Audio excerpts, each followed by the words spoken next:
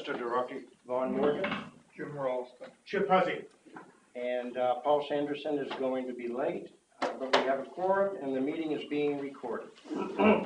First order of business is under appointments.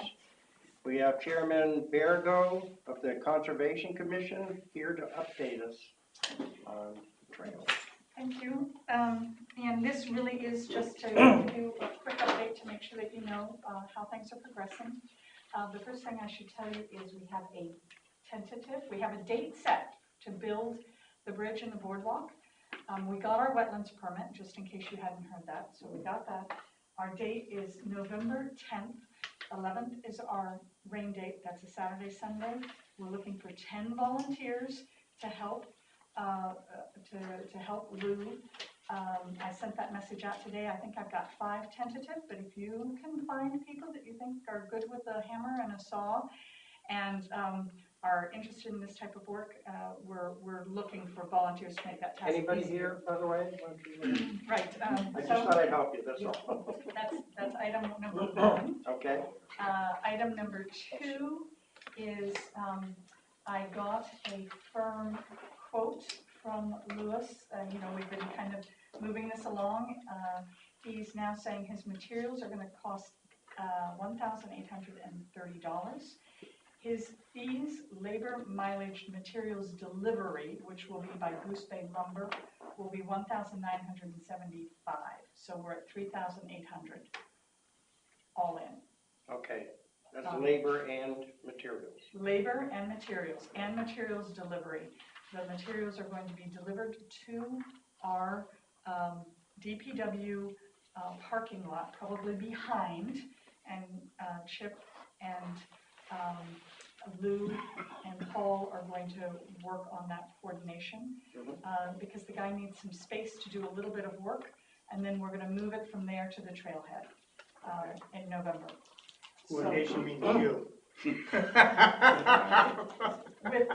with the town, because Goose Bay Lumber will dump it off, and then we're going to need, but we'll try and get it as close to the actual site as possible. We're going to have to do some hand hauling, so hence the volunteers. I think we're set on that. If there's any other questions on that. Lewis's company, what is it? Snowhawk LLC. Recommend Snowhawk HAWK LLC. He's got a nice website. BOC? LLC. No, the spelling. HAWK.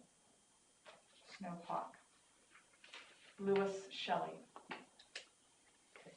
The only reason I said the warrant article requires the selectmen to approve the expenditure also. Yes. So when I get a bill from him, that will come. Usually we prefer to do that before you have the work done.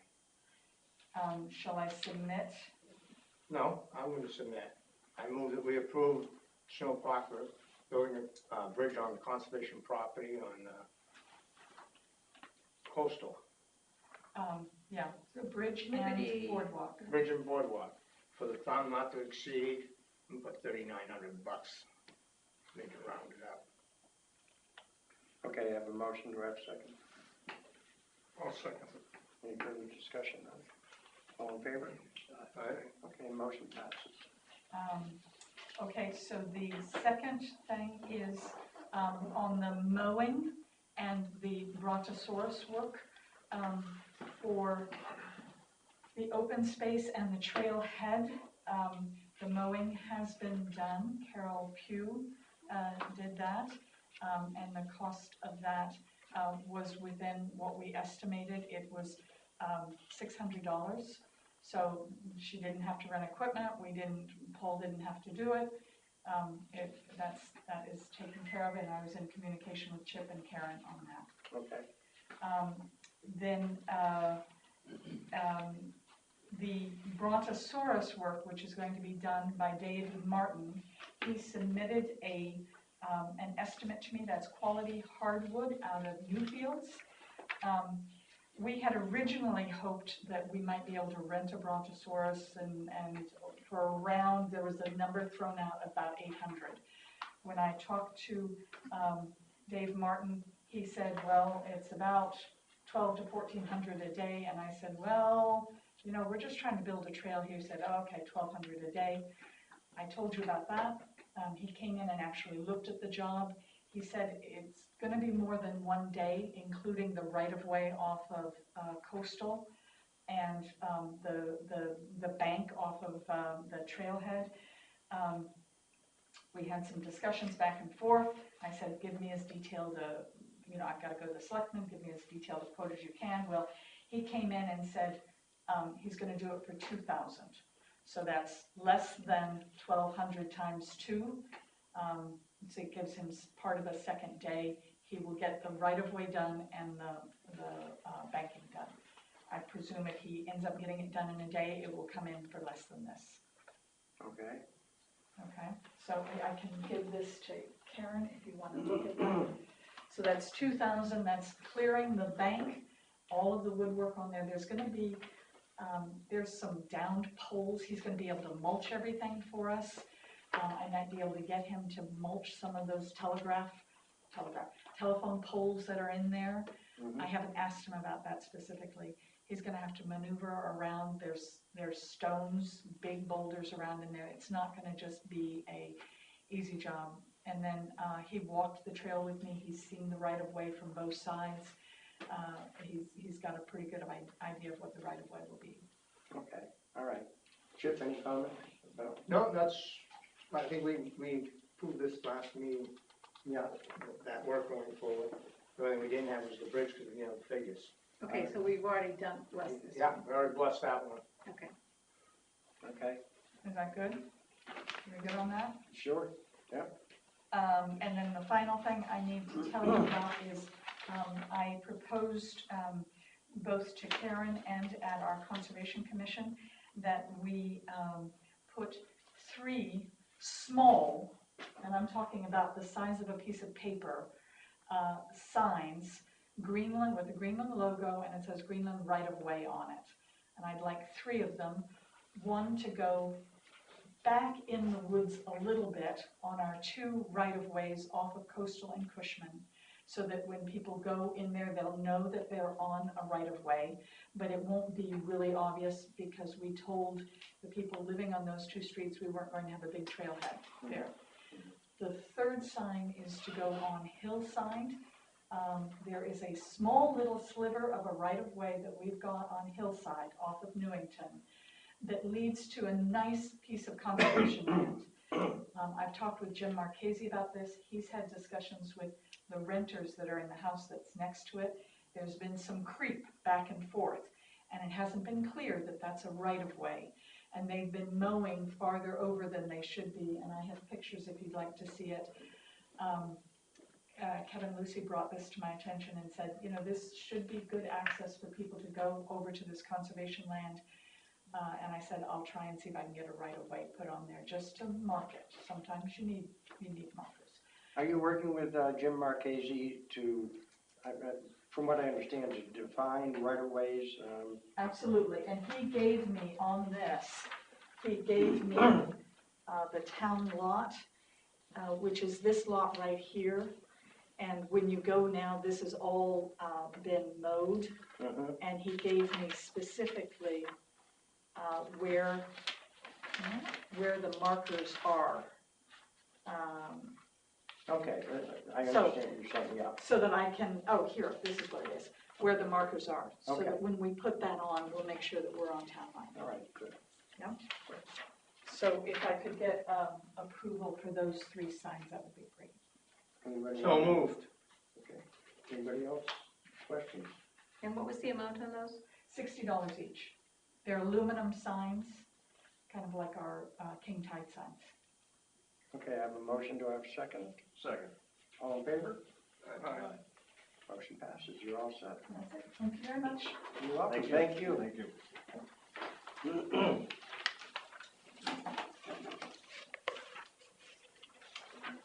All right, next item is approval of minutes from September 17th. Does anybody have any corrections or amendments? And if not, I'll entertain a motion. I move to approve the minutes of Tuesday, September 17th, 2018 as written. Second. Motion and a second, all in favor? Aye. Motion passes.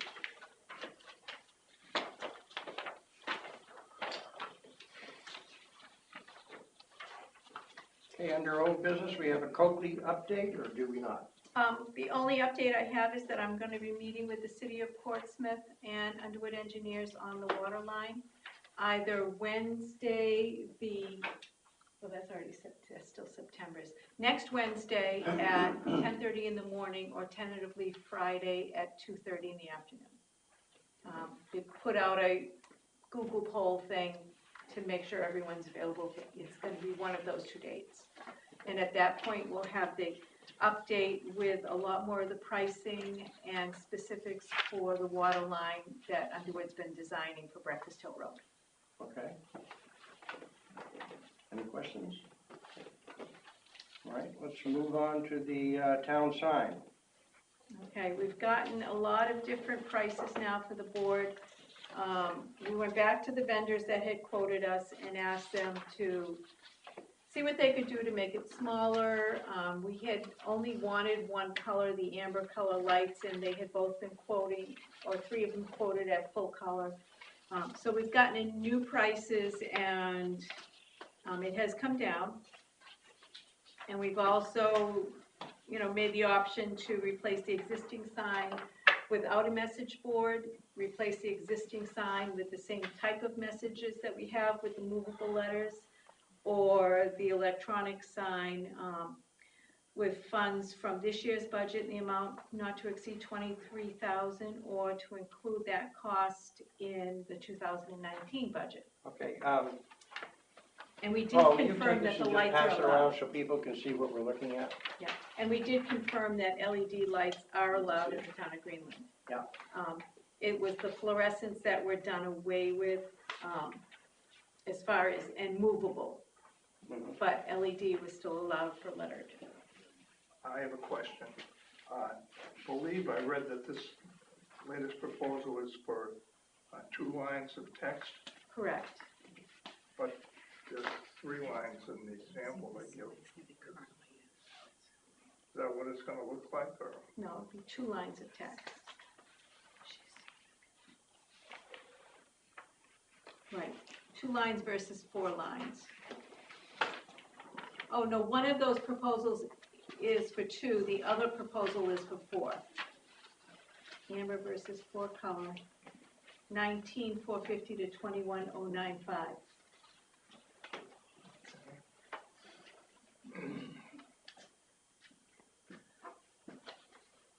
So the 23,000 is for 4 lines or 2 lines? It's kind of confusing. I know it is confusing, where's your wife? Proposed sign, 2 lines, color amber. 21, this is the 21 is, it's 2 lines. And what would be the 4 lines?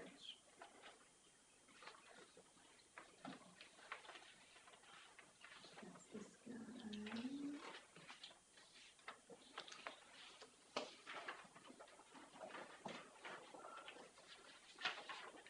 20 lines.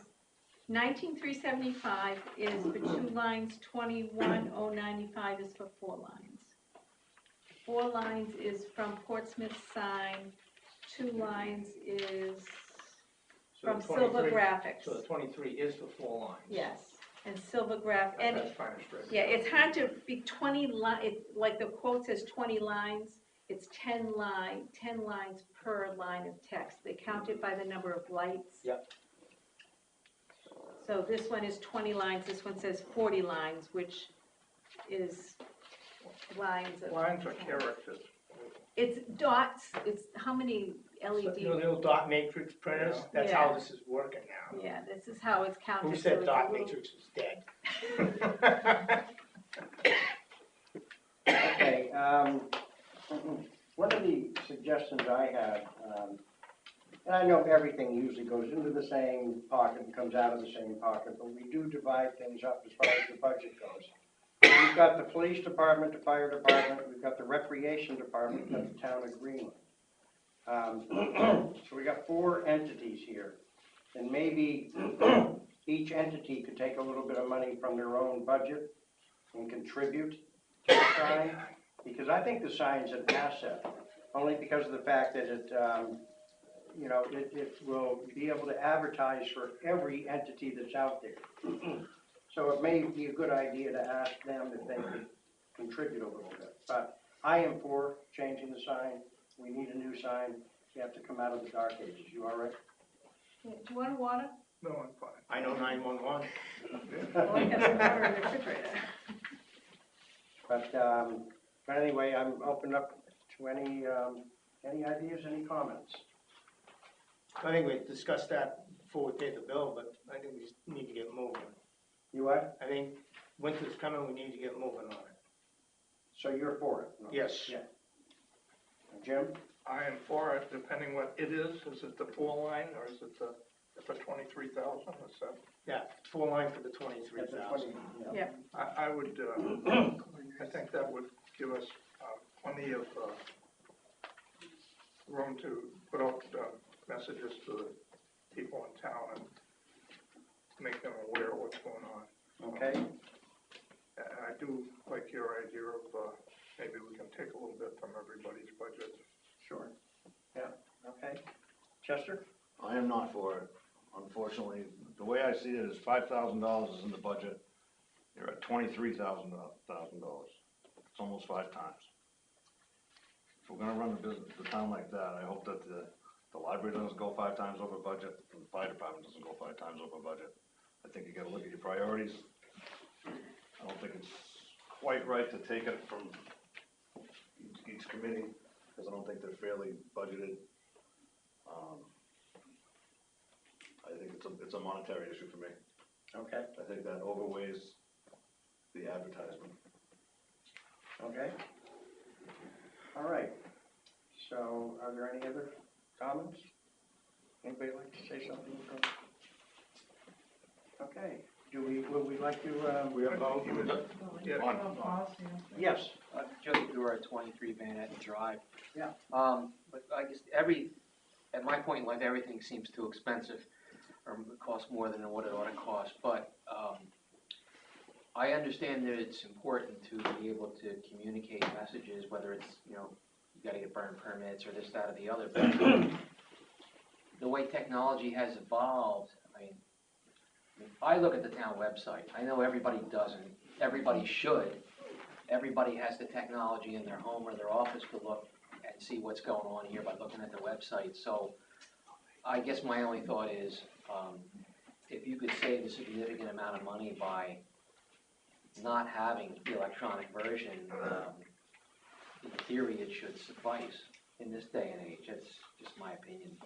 It seems like a lot of money for a sign. there's also an issue of, during inclement weather, these ladies have to go out there and change letters and numbers and everything else. And during storms, they blow off. I've done it myself. And, you know, this would eliminate that type of thing too. But Do I remember, Marcia McLaughlin, do I remember from the previous meeting that there is enough money in the town funds to fund the $23,000? yes, there is. There's excess from somewhere else that would be. Yes, there is. Right, we were gonna change the electric heat to a gas heat, and the gas line hasn't been come through yet. They're working on it now, so it looks like we may get it for the following year, but, we had budgeted 18,000 to do that. It's right there. Okay.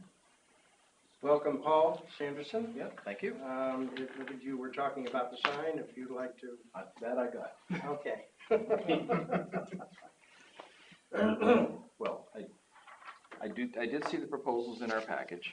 I happened to be at the planning board meeting when they expressed their extreme displeasure with this idea. Certainly, I think the new proposals are better. We have to make a policy decision what we want for a sign. Mhm. You got their feedback, and it was not they were not pleased. Well, they've been operating with that, that's what killed it, they've been operating with that for 2 years now. And what everyone's using is what we're proposing to start. I do know they don't like the TVs, and I don't blame them. Because if you get a cheap sign like that, it does look like a cheap sign. So I A think, cheap sign like what? Like down there on, Bluebird Storage, that one there, Okay, that's not a cheap one. But I've seen them up in Summersworth, and man, they are ugly. yeah. What was the planning board's, big gripe? they've tried very hard with businesses here in town not to have any sort of garish, outlandish overlighting of signs. And so they worked very hard on trying to keep all of that down. Now, here, if we have a reasonably sized sign, and I know that this one complies with our sign ordinance, that is designed to propel a message that is less offensive. But still, if you listen to the tape of what they had to say, they were very clearly in opposition to the idea of an LED messaging type sign. Right, and I did have one member of the planning board come in to see me, saying that, similar comment, that everyone uses the website and we shouldn't need a sign at all. Everybody doesn't use the website. I'm just passing it along. Yeah, but Mrs. Morgan? They don't use the website, not everybody, because we have elderly people who don't know how to use it. Yeah. Don't have computers who come into us, and they just, they miss stuff. How long has the sign been blank currently? 2 weeks. The last thing I had up there was the GPO golf tournament. Any point? Seems like we've made it these last 2 weeks. But I'm gonna make a motion, I'm going to replace the existing sign without a message board. I have a motion on the floor. Do I have a second? All right, with no second, then the motion is, For the sake of moving stuff along, yeah? well, Bob hasn't said anything yet, I guess we should let him. He walked all the way in here from the cold. Yeah. Paul Cresco. I was kind of involved with this sign. I went to the St. Patrick's New Academy, and they have one similar to the one that you're looking at. And I spoke to the person who runs the Suzanne, and they love it. And she says all the parents that come pick up their kids, they love it because there's always something, they know what's going on. So it's really getting out to where they want it. I think we ought to do the same thing, so I'm very much in favor of that sign. Thank you. Yes. I know that for a fact, Marge. we'd put more out there if we, instead of having to send somebody out every single time. I mean, just from my office alone, from the town clerk's office. Okay. Anybody else? I guess what I'd say, whatever we do, if we are gonna go with this type of electronic sign, it's got to be muted color, be amber versus red, something like that, in order to provide some benefit to the neighbors. And it cannot in any way be flashing, okay?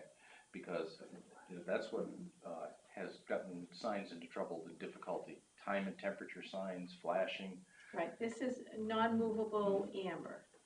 okay. It can, and the text can only be changed once per day. Okay. Now, by putting it out to the side of the road, you want it to be two-way instead of one-way? Yes, but it can only say the same thing on both sides. We don't have the flexibility of having two messages at the same time. Not with the scale down, it's one message at a time. And the location that we're proposing is similar to where it is now, but in another 10 feet into the lawn, so that it's less, it's still visible for people coming out of the transfer station and people driving by, but less of a visual barrier for car turning radius. And this has a 5-year guarantee, is that what I read?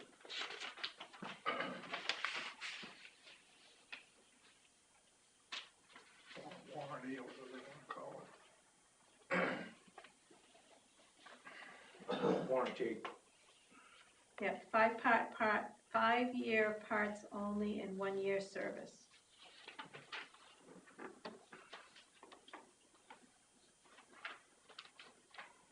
Yes, Bob. Bob Crespo.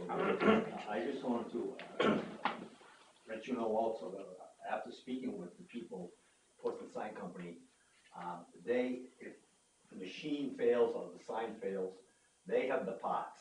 They're the only people in the area who have parts to take care of it. They will service it. You get something else cheaper, you can't find parts in this part of the country because they come from China. They have their own parts, and she told me, and he told me, the guy who installs it, says that anything goes wrong, we service it, we have the parts to take care of it, no problem. Okay, great. That's good to know. Okay. All right, well, thank you for your investigation. All right, so, I'm gonna move we authorize the purchase of new sign in 2018 with LED functions, amber color, not to exceed $23,000. Second. I have a motion and a second. All in favor? What were the two bids that we had? 19,450 and 21,095. Why are we going with 23,000?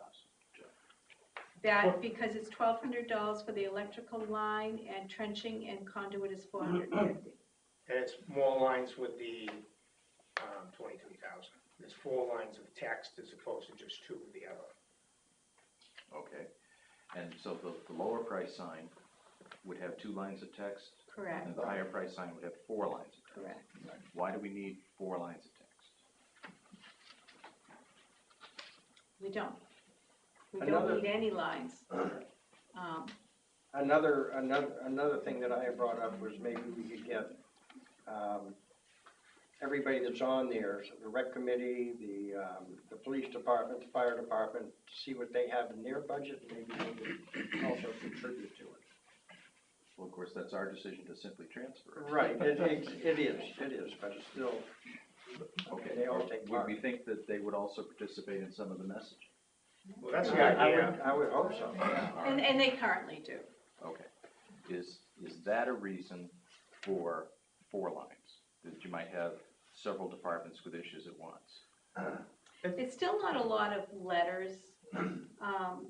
There's seldom a message. If I have a message, town clerk's office closed on Thursday, that takes 2 lines. It's Okay. just not, we're staying within the width. So everything that we generally have to put out there is minimum of 2 lines. And it may deliver a message that sometimes people can't understand because there's not enough room to put the full message on. Right now, we're limited, we have like 11 E's. And so sometimes we have to try and get creative because we don't have enough of a certain character. Abbreviate and... Yeah. Okay, with this discussion, Chester, your thoughts? I think the money should be spent on places, period, that's my thoughts. It's too much money, I said this earlier, it's almost 5 times over budget. Anything else goes 5 times over budget, everybody should be in the tizzy. And For example... I have a question about the gas line, why is that not completed? Or why did it stop and stall? Is there? It stopped, actually Paul went down and talked with them. It stopped in their engineering department for some reason. They hadn't completed the cost-benefit analysis that they need to do to show, and correct me if I'm wrong, to show the value to extend any line, they have to be able to show to PUC that the benefit outweighs the costs. They gotta make them money back within 5 years and they're not allowed to put it in the ground. Right, so they've rerouted, engineering is working on it now, is rerouting the line to come out along Portsmouth Ave and then come in to hook into our building, because before they were gonna go across the parking lot. Right. By going Portsmouth Ave, it opens them up to potential new customers. So they're reworking those numbers now.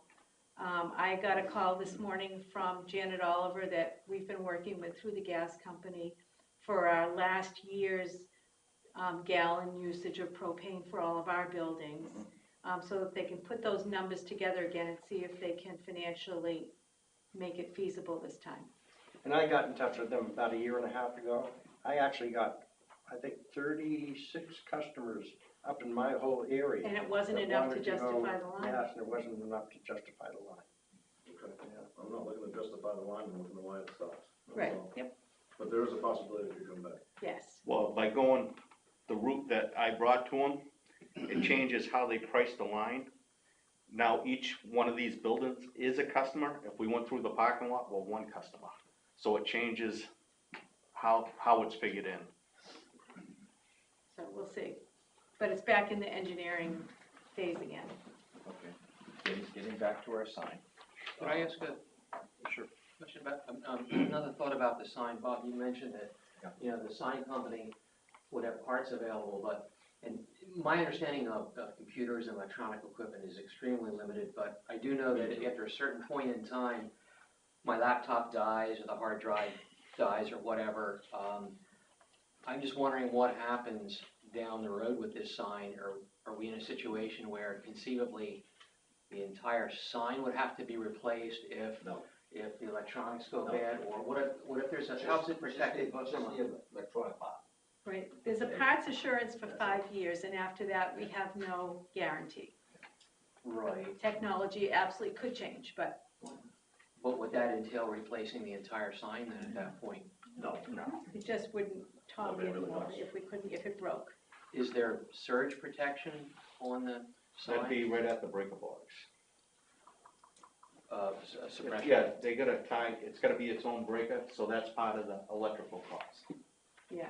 the Well, I understand it has electrical to have its isn't own breaker, but, anything electronic like that is subject to The voltage breaker itself fluctuations. is a surge. It is, protector, oh, I yes. see, okay. Yeah, because it's sign installed, ready for electrical connection to supply power source. So we need that on our end.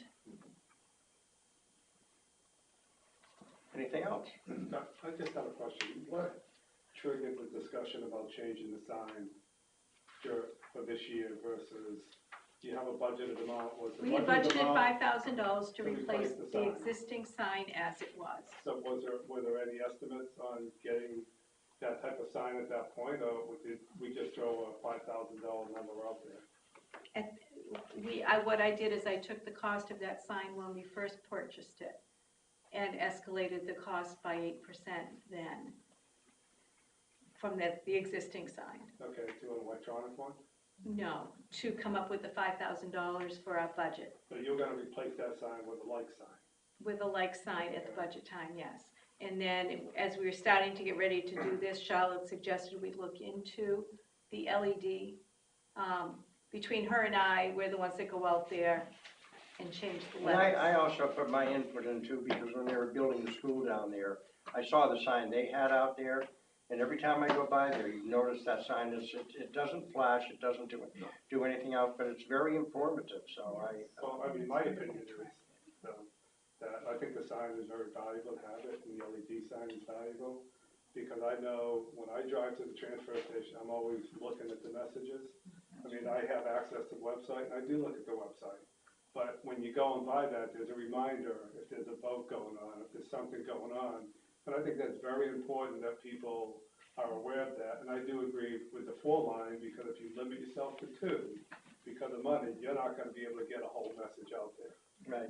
You don't wanna limit that, so I would agree that you have an offset, the gas isn't coming in, you're gonna budget it next year anyway, so if you have the money, put it in this year. Right. That's just my opinion. Thank you. Move the question. Okay, I have a motion on the I was floor, waiting for that. and I have a second, and all in favor? Aye. Aye, motion passes. 3-2. Sorry. All in favor, all Nay. against? Okay. Sorry about that. No need to be sorry. I'm sorry. Okay.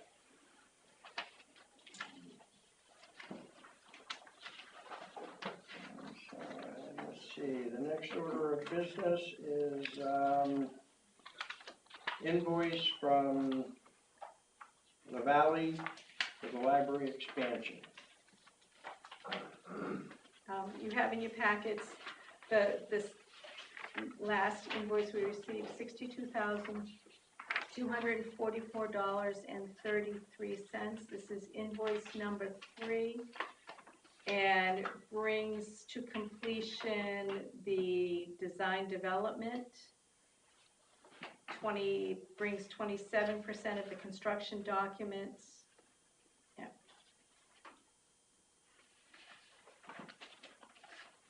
Okay, any comments? I move to approve payment of the invoice from LaValley Bremsiter Architects in the amount of $62,244.33. Seconded. All right, I have a motion and a second. Discussion. I am still very concerned with this particular one, especially given the email that we received from the town administrator today, from the 2016 email that you gave to us. This was Oh, on the septic. Yeah, that was, I was updating the board on that it was brought to my attention that the parish house has concerns with the septic. They're delaying or trying to put a delay with the septic permit with DES.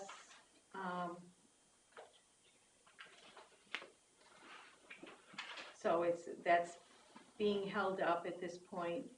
And in the time, and it was actually 2014, when the parish house moved the septic, because the septic had failed, they had moved it from the back where the addition actually is going to its current location in the driveway that it's on both properties, primarily on the library property.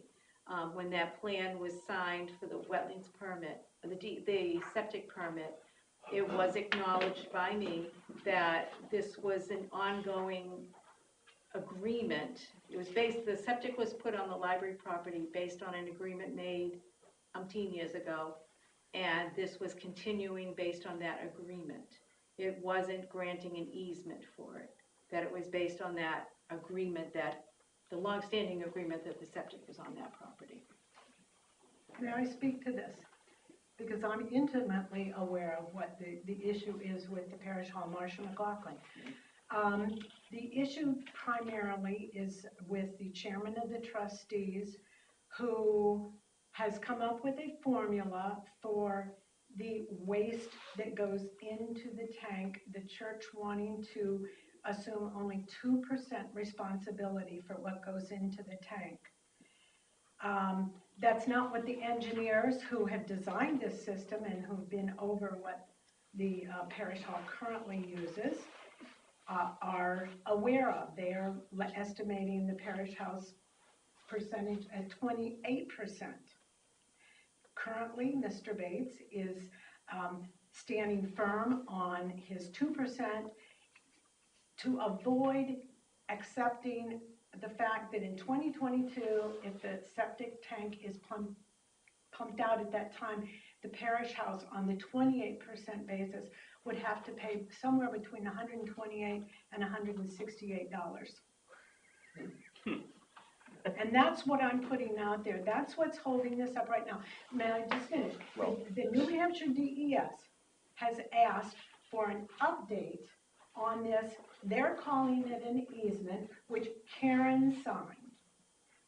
We cannot move forward until we have an agreement with the parish house that it's going to be a shared system, which it's not currently a shared system. They created a system in 2015 that could take the library's septic, but what the library has designed exceeds that amount, on top of which parking is planned for that area, and part of the project is to remove the parish house system, current septic system, and create a system in place which can have parking on top of it.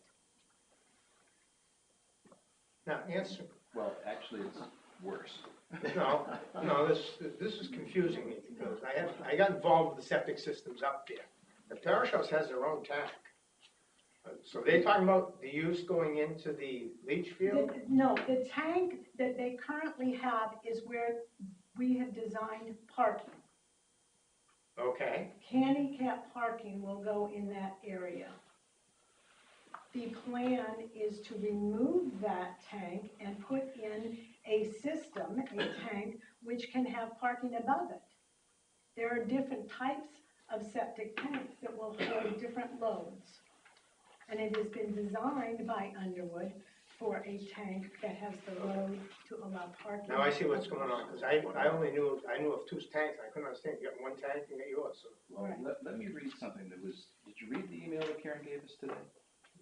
my email went down till early this morning, and I ain't got anything. This was an email that had been sent out to the Board of Selectmen at the time in February of 2016. And it was referencing a communication with Terry Knowles, who is in Okay, the that was for the window wells. That's right. And she's in the Attorney General's office, the Charitable Trust Division. She's retired now. Okay. But in any event, this is the Attorney General's office and the Office of Charitable Trust. And this is what she writes at the time. I just spoke with Ms. Knowles. She's confirmed to me the Board of Selectmen have the control of the library real estate as trustees of the original trust when the property was given to the town of Greenland for use as a public library. The statute that I referenced, which would have been 212A6, which is the library's management statute, does not give the library trustees rights of ownership, but rather management. She also said the Board of Selectmen could not grant an easement to the church for the window wells because it would be transferring property given to the town for a library. She did agree that a revocable license from the selectmen to the church would be an appropriate method to handle the use of the 20 inches, and that would not violate the terms of the deed. The window wells could be removed whatever time the Board of Selectmen determines that they need to be. Okay, so the key parts of that are that the trustees don't have the authority to negotiate with the church. Right? They don't have the authority. Whatever they've done for negotiation is null and void and of no effect, because they don't have the authority to undertake that negotiation. Only the selectmen do. Okay, and if it came down to the point of granting a property interest to the church of any type, then we don't have the authority to do that. Therefore, we can't even make a promise that the church could enforce that they could use that septic system. We could tell them the day after, any day we want it, you will cease and desist putting anything into that septic system. Okay, that's key point.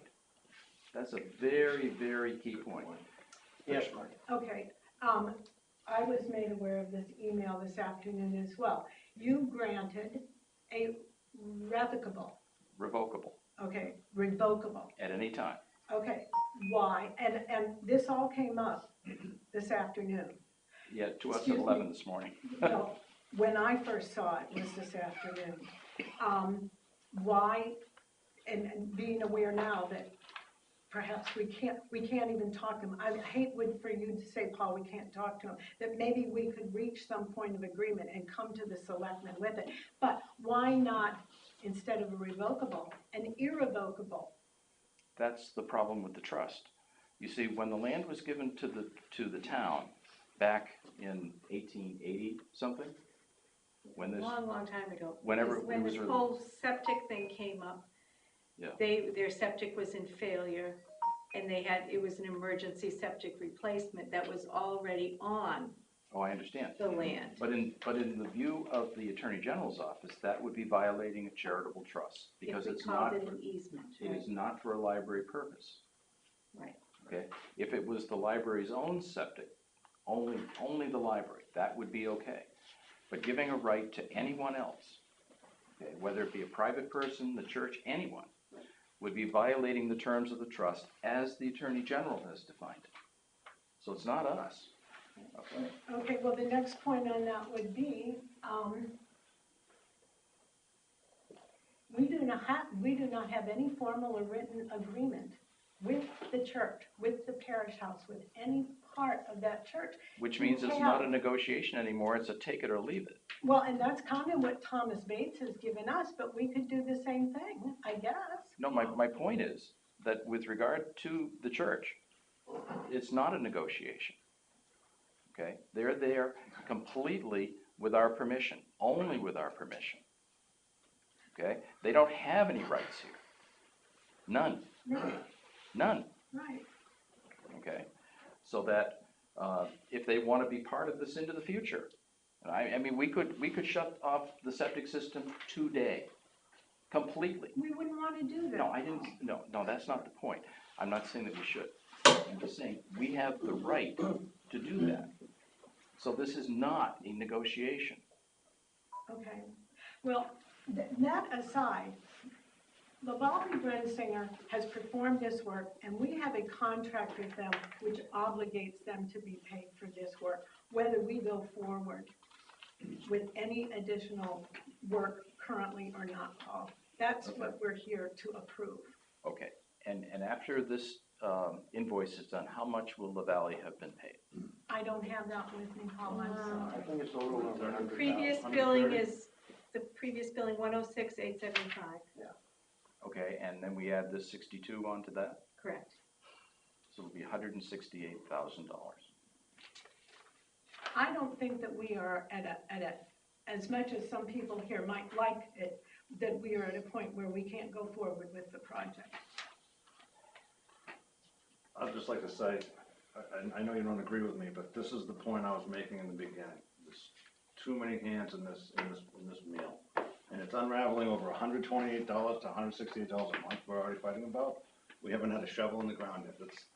I know you don't want to hear that, but that's my point. I mean, months ago, and that's the point I stand on today. Well, that's fine, but I still believe that this can be, we have had, up until this point with Mr. Bates, a very amiable working relationship with the church. And I understand what Paul's saying is we don't have any authority to talk with them. Therefore, they need to come to you all. I'm also very concerned with the documentation that might have gone forward to DES. What was DES told about the arrangement between these two properties? Nothing, as far as I know. It had to be in an application. Paul, the drawings that were submitted to DES had, as far as I know, it had all the answers to the questions here that you asked at the planning board meeting. And the last line of the question number 2, where you asked about the shared septic system, the last line says, the drainage calculations did not deal with any of the runoff from the parish house building or lot, even though Topo indicates it's headed in that direction. How are they going to deal with the storm? Oh no, that's the stormwater. Where's the septic? I guess that wasn't in this one. Those were not your questions. So It's actually number 2. Oh, no, I'm sorry, it's not in there. The system has been designed to comply with NHDES requirements. The gallons per day meet the lot size either with or without the adjacent parish house property. Okay, Right, and it can be without. okay. Well, at the very least, we'll have to deal with this invoice tonight. But on Thursday, we're going to have to deal with the implications of this email. Okay. Okay, and I would also, and I don't know if you received this or not, but we got a letter from Altus Engineering. It's our Craig engineering. received it this afternoon. You did get that? today, too. Okay. However, that if you've read it all, it also says that he realizes that while those questions, recommendations are made, he is also aware that none of it has to be done. That's correct. Okay, but Craig has not had an opportunity to read through that. Right. Okay, I think they should be read through. There are safety issues involved here. And I've been totally transparent with you that when there are safety issues involved, even if you're not required to meet some of these standards and everything else, I want this made public. Yep. So, as I've always said to you, as a selectman, I try to do what the town votes to do, not what I want, but what they want. Right. But I need to make sure it's done safely before I put my signature on anything. Okay. Or I'm not gonna do it, and I don't even care if they take me to court. I feel very, very comfortable in saying, that's not safe, so I'm not gonna do it. Okay.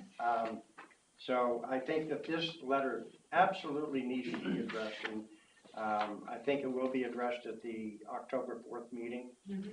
Well, like I said, as far as I know, Craig was working on other parts of this, and he had not read that before I left the house. So this invoice from Lavallee has been incurred already, is that Yes, correct? it has. Okay. I just think that you people need to go back to Lavallee and say, we've got issues here that need to be resolved. They really need to be resolved. Lavallee and Underwood have that letter, Craig has already forwarded to Okay. them. All right. Okay, is there any other discussion? Okay, I have a motion on the floor and I have a second. All in favor? All Aye. opposed? You're in favor? Okay, Pay the bill, gotta pay the bill. yeah. All opposed? No, I will vote in favor. Okay, all right, motion passes. But, please, I'm gonna be very, very firm on this from now on in. Get them to really go through this thing, because I like to, just the 52 points on this letter. I realize that. that need to be Okay, They have it in their hands and they will be prepared okay, good, for Thursday night, great. We'll look forward to seeing it. okay? All right, thank you. Mhm. Okay. Is there any other old business anybody like to bring up? Speed bumps at the transfer station there, select for the guys up there. Yeah. And they were totally in favor of any speed bumps we could give them. They need the, speeding is out of control, is what they told me. So any help we could do, that's what they asked. That's from the guys. Yeah, I don't think that'd be a bad idea, because I've seen some people with, I think that was the one they took from yeah, the personal one, which was given back. And I've had some residents ask about expanding hours as the town grows. The lines get longer, the waits get longer at certain times. okay. And, you know, as we expand, I think that needs to be addressed. Not immediately, but. Do you have any thoughts on that, Paul? Before we install the actual speed bumps, which cause a problem for plowing and other Yeah. maintenance, Well, you could do a These temporary are one. removable ones, yeah. and that would be another option. I'm wondering if we could have a test for a week or two using traffic cones to restrict people's movements and slow them down that way on a temporary basis, to see if that in any way could resolve the speed concerns. Your temporary speed bumps would be another way, Right. but I'm thinking it's confusing enough up there. if we can channelize them somewhat with some traffic cones, we can slow them down and make it inconvenient enough for them so that they won't speed and go around each other. We'll have to think about. I don't think the speeding coming into the dump is the complaint, Right. to the first container.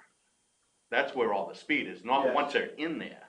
Okay. Once they're in there, I mean, they follow the rules, that's not the issue. But even, Right. but even there, we might use some cones to slow them down. How would you do that? Well, just by restricting them into a one lane, so they have to go in line to get into the first one. Just anything, you know, that gives people the sense that it's narrower, slows them down. A speed bump is a way to do it, but you know that as soon as it snows, you can't do that. Well, if they're movable, if they're temporary, they can be dragged out of the way if you know if it's snow, you just pull them off. I mean, I could set something up, give it a shot, because when we originally went to the new traffic plan up there, Yeah. we took cones in every lane and made them go through there, but every time I'm up there, they stay within the lanes. Okay, the painted lanes, you mean? Yeah, Okay. So you don't think that a cone set would slow them down? no, Okay. honestly, I say And no. I agree with them. I don't think a cone set would either. I think possibly the use of the speed bumps, removable speed bumps, might actually, I'll be out and about tomorrow, I'll stop in the Stratum and see if they have a portable one we can use for a couple weeks. That would be great, just to Yeah. test it. You know, instead of we go out and buy it, we can, if they have one, see if we can borrow it a couple Test days a week, yep. To test it. Yeah, I just, I'm at that dump on the transfer station. Right. You know, That's all right. two times a week at least, sometimes 3 or 4. I never see anybody speeding in there. I'm just telling you what they told me. I asked the question, and we would love to have some speed bumps, I was told, that's all. Yeah. I'm just I relaying the rarely see it, Jim, but I have seen people speed through there. It is them coming into the yard itself, not once they're in the yard. Right. And I have some people seen drive up Cemetery Lane at a good rate of speed. Can speed bumps make it any more dangerous? They can't. Right, so let's go for safety. Let's see if I can borrow it, If they don't work, take them out. Right. It's not hot asphalt. if I can get one for a couple weeks and test it out, we'll see. Okay. All right, any other old business? Check with the guys about the lights in the recycle dumpster yet? I think that Oh, to put one inside the container? I would put two, just in case one burned out, they're busy, just keeps it going, but yeah. I should be getting a little bit of free time, I can install one of those. Anything else? All right, let's move on to new business, the town administrator's report.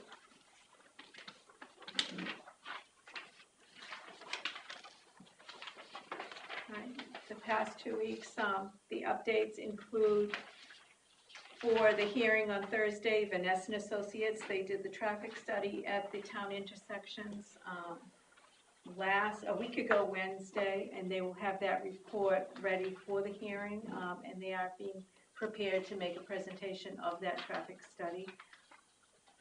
We've gotten a lot of press about the hearing now.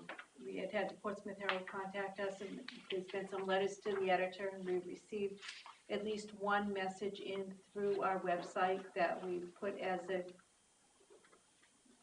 notice that will be read into the hearing as well. And on that same line, we did receive a letter today that I copied for the board members from the PDA, assuring the board that they are willing to work with us and that we are receiving the notices for the different hearings, and that they would recommend to the city of Portsmouth that the Lonzer expansion be considered regional impact. The Maloney Field, the gas line work started last week as well. It appears that they are doing an excellent job staying away from when the traffic is with the children. We've received no complaints about the work being done down there. They were having some trouble entering in to the road down to the field, but it wasn't town property. It was going over the corner of the residential property to the right-hand side of the driveway. So they were speaking with that abutter about putting some gravel down, and then so that they could make that turn easier, and then restoring and loaming and seeding that area once they were completed. We were notified by the Department of Transportation, and I've already seen a few new ones go up, that they're going around town on the state roads and adding a lot of signs that indicating curves to try and increase safety. And I've actually seen two new ones that have just recently been put up on Post Road near Sanderson Pond. Yeah, and they notified us of that too. Right, and that's what this letter was putting that in. Stormwater education on October 17th, Greenland and Stratham are being listed as co-hosts to a workshop on low-impact development that is being conducted by the New Hampshire Rivers Council along with the Winnicott Watershed. So they're doing a lot of the publicity. They're paying to have a speaker come in from Comprehensive Environmental to talk about effective strategies to reduce stormwater runoff from individual properties.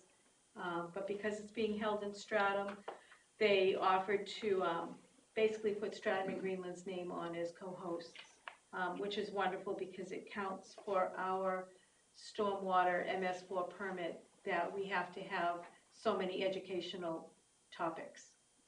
So it counts as one of our education things right away. Okay, all right. Salt bids, we received 2 bids in from Salt, Eastern and Morton. We're going to continue, or recommendation is to continue with the same contractor that we've had, Morton Salt, at $48.62 a ton, which is $4.68 less than last year. We actually received one of the, it's substantially even lower than the state bid price at $54. And we get this good price because of our proximity to Portsmouth, and that's where Morton Salt is stored. And that includes our transportation costs. So we do pretty well on that. We did increase the amount of tonnage that we normally reserve because we've been going over our allotment. And as long as there's not a salt shortage, it's not a problem. But if there was a salt shortage, if we've reached our allotment, you can't get more. So our allotment had been 1,750 ton. We upped that to 2,200. so that we're covered, just in case we have a year with a salt shortage. Well, I'll tell you, if I look at all the acorns coming down, we're in for a winter. Well, enough dead squirrels out there for distraction. Purchase 22. No, it's just you set what your max is, and that's what they base their order in to be delivered.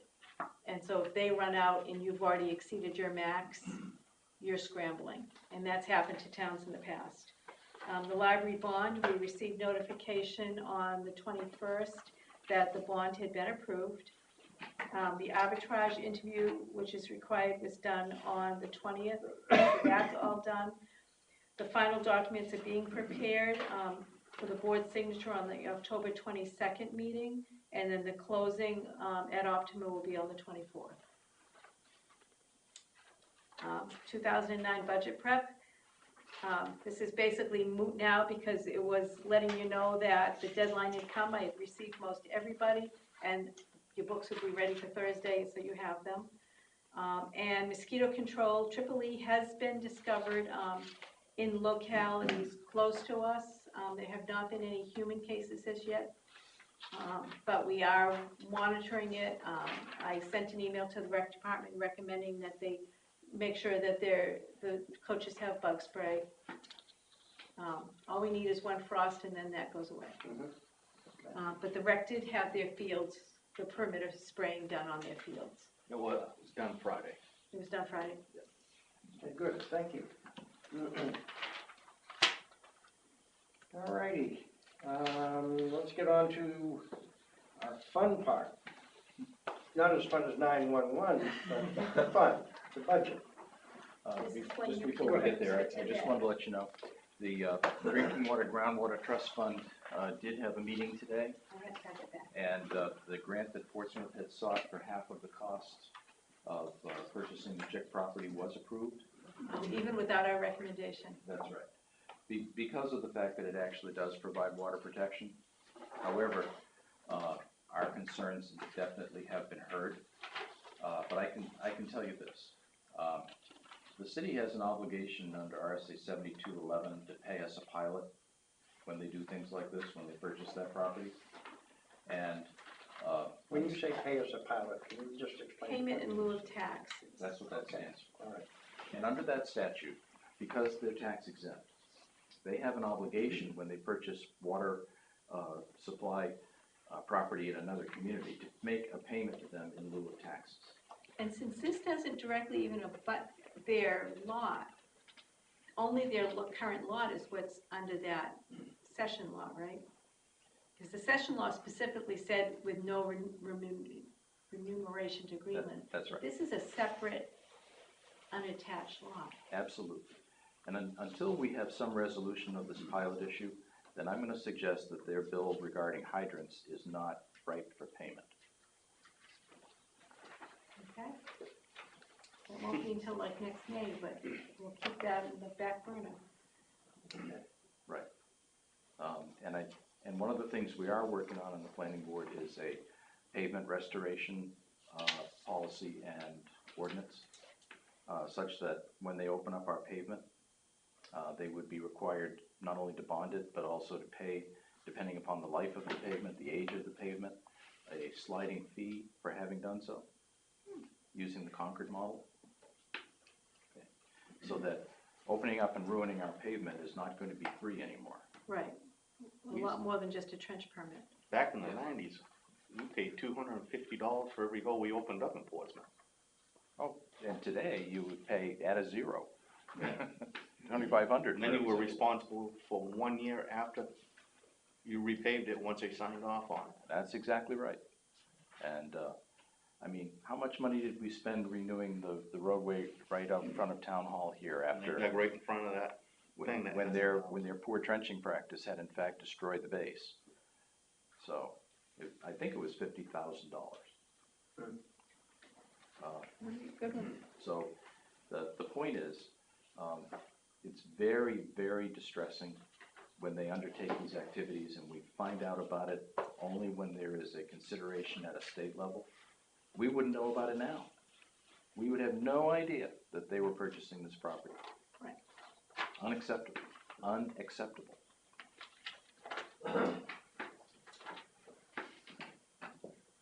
Okay. Also, just a go question ahead. about logistics for Thursday. Vanessa's gonna come, are they gonna make a PowerPoint presentation? I don't believe it's a PowerPoint presentation. Okay, well, I guess what I'm wondering is, what are we going to do to let our citizens understand the import of whatever they're going to be presenting? And do we have anything that we wanna present? Because most of our citizens would have no idea how the 10-year plan works. Right, Mark Bougier was writing up some talking points about the history, Mhm. what the agreements have been, the growth of the PDA, and the impact on Greenland, as well as explaining the 10-year plan. Okay. And the state involvement. Is Mark gonna be there? He is going to be there, but he was going to provide the talking points for selectmen to do. Okay, because as I had volunteered to be the moderator, and I understand this stuff, so I can present, I know, because I lived it for years. Does anyone else understand it? Or do you want me to just present it as a moderator? That's fine, I don't mind. Yeah, what I'll do is I'll open up the meeting and then, I will definitely turn it over to you and, I'll introduce any officials that are present and then, boom. Yeah, both elected and candidates. Right, and we're gonna have a brief agenda written up Okay, with the steps. and then we're doing this first and the library second. That's correct, yeah. Okay, so those are my questions, and what time are we starting on Thursday night? 7 o'clock. Okay, so be there a little bit ahead of time to get it all straightened out. Has anyone in their budget this year put in for a new sound system, or are we gonna have to suffer? That would be this, at the school, and I have not seen a school budget yet. We're just gonna suffer I know, again? I know. terrible. Yeah, it is a misery. If I may, I have spoken twice to the principal, and she assures me that there will be no problems this year. She assured me. Okay, well, I hope that works. But all last year, I hit her up a couple times, especially during our hearing period, that, the mics keep breaking down. Those speakers that they got up in the ceiling are absolutely ridiculous. She ought to get some mounted ones that go around the room, in four corners so that everybody can hear it, but we'll see what happens, so. Exactly, and Bob in the back row, I hope you're listening, I am. because we've all never been able to listen in that room ever since that. I know. Okay.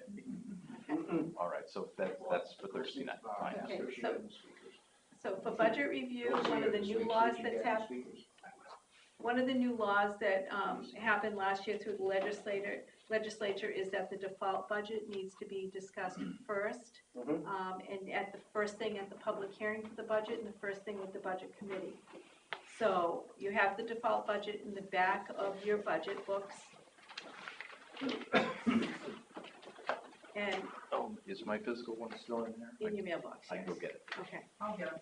Oh, thank you. The difference, the default budget right now is established matching the 2018 budget. It does not currently have the interest and principal for the library bond, which would become part of the default budget, but we don't know those specific numbers as yet. So the current difference between the 2018 budget and the default budget is a decrease of $12,316 from the 2018 budget. We obviously won't know what the 2019 budget is until that process is complete. But the difference is as a result of one-time purchases that are backed out of the budget. So under general government in 2018, we had the revaluation. So that reduced we're taking that out because that's only once every 5 years, reduced the general government budget by $29,409. That's the biggest significant change. And under recreation, we had $12,000 for permanent equipment, which is still considered a one-time purchase. So that $12,000 does not carry forward into the default budget. Under public works, it's a decrease of $1,900, which I think that's the decrease in the salt budget. Because if you have a new contract price, you have to apply it. And you can't, if from what you're asking from one year, you have to match that in your default. You can't play it both ways. And then the only increase to the default budget is the fire department for $30,966, which carries forward into the default budget because it was 8 months of the 2 new full-time positions, and this carries it to the 12 months. So that's basically the default budget in a nutshell, and meeting the legislative law that we have to review that first. But we won't know the difference between the 19 budget and the 19 default Okay. until this section is done. So,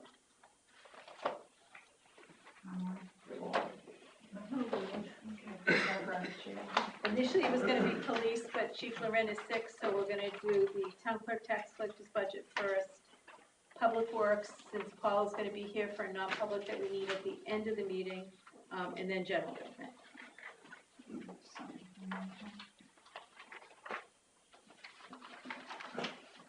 So page 7 and 8.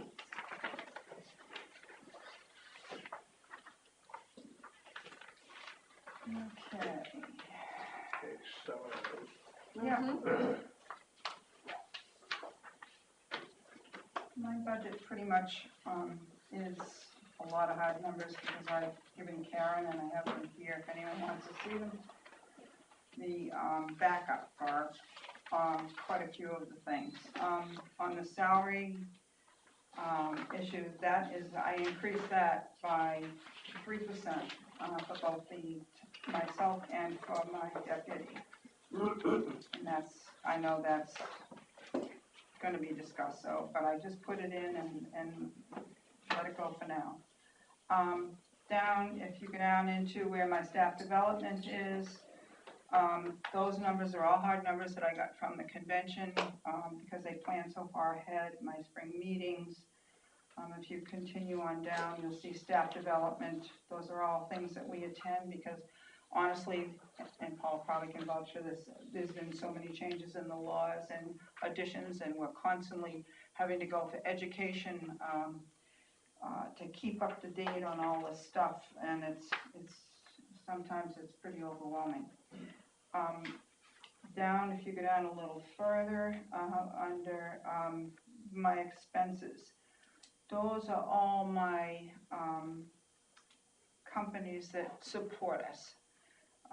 For boats, it's into where the Blue Book is into where, Clerkworks Support is into where, and the Amaze is the tax program, and those all have gone up $50 or so, and I have the backup if you would like to look at those.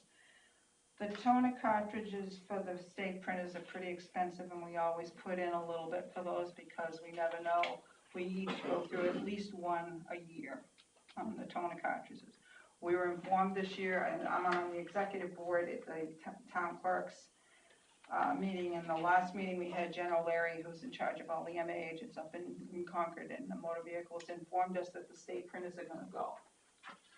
They're gonna go within a year. They're gonna take we have got to get rid of them because they're getting old and they're breaking down. So I have in there just somewhere in my line there, I guess it's the next line, a state printer for $600. We're hoping, they're looking right now into getting something cheaper than $600. They're hoping to be $200 or $300, and they're testing them right now. HP and some of the towns have already, the printers have already bit the dust. There's another item in there for signature pads. This is something new, and I think I talked to you about it, Paul. So when you come in and if you have 5 vehicles, and we ask you to sign everyone, that's 15 times you have to sign. With a signature pad, you will sign it once, like you do in a doctor's office or anywhere else. It'll go onto that pad and then disappear, but it automatically goes to all 5 copies of your registrations. Right now, motor vehicles is not too happy about this. They're pushing back on us a little bit because they're trying to find an RSA or an administrative rule that says we cannot do this, that we must have an original signature. So far, no one has been able to find it, including motor vehicles. So we're hoping that this is gonna go through, and they're 300 and some odd dollars a piece, 350 I think each. And, the only problem that we are having is with title, we can't really use it because they want an original signature, and that is a law. So it'll be used strictly for the registrations as requirements. I included it because it would save us a tremendous amount of time. The fire cabinet, I put that in because we're running out of space in the safe. And I have to keep things in a fireproof atmosphere. And I have a lot that I have to keep, some permanently, some only 6 years, but I still have to keep for the 6-year duration of the thing. So I put that in, and that's just a wish if I can get it, and if I can't, I can't. It's okay.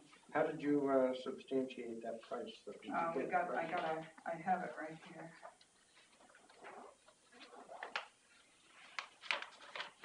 Here it is, right here. It's in all the budget. It should be in there, it should be in there. No, I double checked because, you know, it's inexpensive, there's no question about it. I lost my place here now, let me go back. I'm just going down item by item. Of course, I have to include all the dog tags, dump stickers, toner, and just general supplies for checks and tax paper, self-sealing envelopes, basically. And then I put in 4,000 for record preservation, from CoFile, who does all our preservation of our records. And that's pretty much it. Those few items that I don't have hard numbers for was the personal wages and the $4,000. Okay. Anyone got any questions?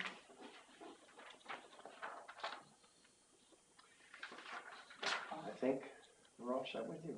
Okay. Thank you. Did we want to talk about elections while we have for here too? Election policy, we can. Yep, the next page, Oh, I see. supervisors of the checklist did submit their budget, so that's what's showing. Yeah, Gus went over this with me. I gotta tell you, preparing those ballots is an expensive proposition. Mhm. It's $1,200. That's not the printing, that is the formatting of the cards that go into our AccuVote machine.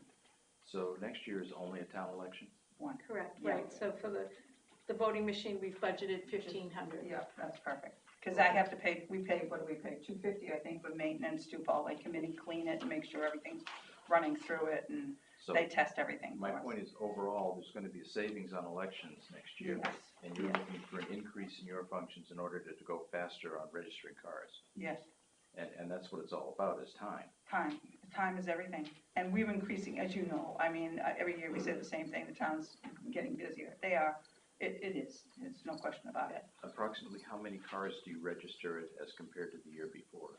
Oh, boy, Paul, I don't know, this year is gonna be a lot more, I think, a lot more than last year because of Bramber over here. There's at least 2 per household pretty much over there, so Okay, I don't know, we do over close to 6,000. okay. Yeah, 2017's actual revenue from motor vehicles was $1,054,076. Okay. Yeah. But I'm thinking also just the number of transactions, because the money doesn't really deal with it, because cars are also getting a little bit older. Right. People are keeping them longer, so it isn't just the revenue, it's the number of transactions that our 2 people have to handle. Mhm. And so what you're asking for is essentially getting automated a little bit better. Yes, the state is finally getting up to date now, electronically. Well, I love to say the state, because Oh. since I'm an employee, I can say the state runs a wonderful system for 2008. You have no Oh, you're not idea. telling the truth. We have had a fight as an executive board, tooth and nail, with motor vehicles about so many things to get. We want to get poll books. They have, this is books, computers that they will use at the election. Instead of the girls going through page by page, they'll have a computer. But all the vendors have bailed. They've got one vendor, and they're chasing him right now to try to find him. So it's like out in computer That's heavy not somewhere. going anywhere. No, So- it's not going anywhere, So so, you're asking for an increase in automation during a year when we have a decrease in election expense? yes. Okay. Yes, Bob, yes. And, they're working with us, and I'm on the inside fortunately, so I have a little bit of an inside track, so it makes it, so it helps me to understand better. Okay? Okay. All set? Okay.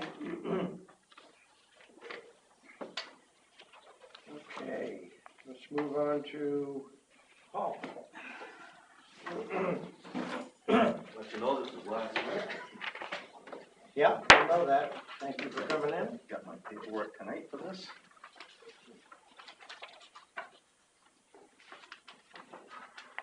Page 43 is where it starts.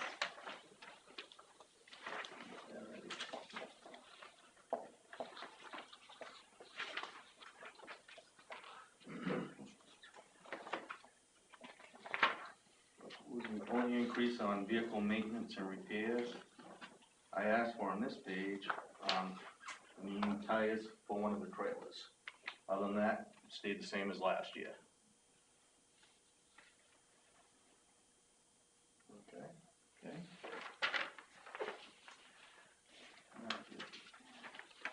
It's, that stayed the same, any changes on this?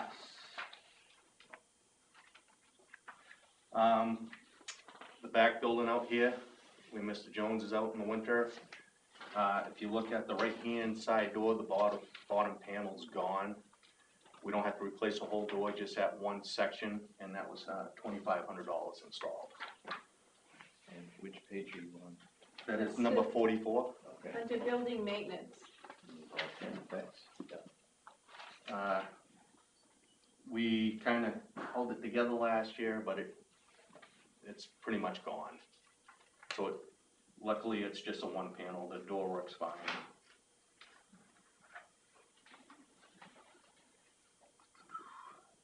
Everything else is stayed the same as last year on that one. Any questions on that page? The only thing about budgeting for trees, Yes. do you feel that the 5,000 is gonna be adequate? That's a hit and miss on that. It depends on storms. Okay. And now at this point, you have sort of a policy yourself where you don't undertake any tree maintenance alone. You always have to have someone with you, and I think that's the right thing to do. If it's an emergency, like at night, in the Yeah. past, I usually, there's always a police officer there with me. Right, but it's a safety thing. Yes, I will not use a chainsaw by myself. Okay. And I think that's the right policy, but my point is, do you see areas where there's enough work to be done that should be dealing with any sort of contract? In other words, going out and trying to deal with vegetation maintenance on any of our town roads? We're fortunate with the new guy that does our roadside mowing, that machine he does the trees at the same time and Yeah. cuts them back, which we never had before. Okay. And so really, we're dealing with that then inside that contract? Yep. Okay, so no need for any, Unless we have a complaint of quick growth or something like that, which we can go up there. If that's that type of growth, I don't use a chainsaw, I usually go in there with hand tools. okay. All right, so good number though, all right. I mean, 5,000, we've really stayed within that quite a bit unless we had quite a few emergencies. Right. And Eversource really helped us out last year. Yeah, I mean, a lot of that since they've been cleaning up the lines. Yeah, okay.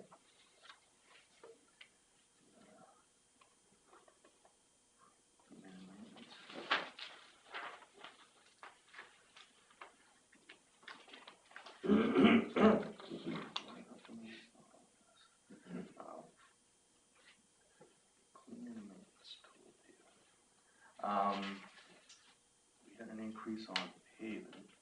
Right, contract labor, equipment, roads is the top one. Yep. I, We discussed that in fall, and, we just raised it up. Was it 55,000, Karen? right, we've been budgeting historically 420,000. In 2017, we ended up spending 575,000. 2018 to date, we're at 433, and that's without November and December. So the 420 has become too low. And with the new contract we have with Jones, there's an increased labor cost for his call-outs, whether he's being called out for, like, the downed trees, road damages, things like that. His labor cost has increased from $35 an hour to $50 an hour. And a couple of his bigger equipment pieces have increased the labor costs. And we explained that when you did it, they were reasonable prices, I think, Right. on his So- increases. So at this point, we've put in the request for $475,000 for snow. Okay. Understanding that we do have the capital reserve fund that has like 50,000 for an emergency. Did we have to use that this year? No, we haven't, but Yeah. November and December. Okay. And of like you course- said, the acorns, Yeah, and if we have to replenish, that'll be a warrant article. correct. And then the one that we did, street lighting, of course, with the new bulbs, we So used, we go over cleaning and maintenance, you skipped that whole section. oh, all right.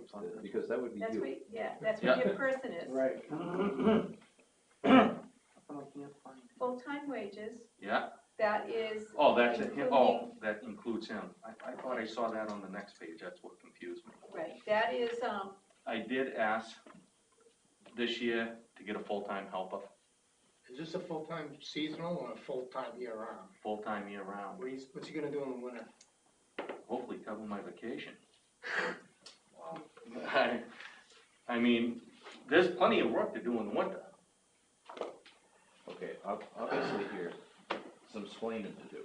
You're gonna have to work on that explanation. If I had two people, We could change the letters on the sign. but I mean, before, if there's not a lot of snow, that's a good time to do There's plenty to do, that's for sure, roadside, you know, cutting and stuff like that everywhere.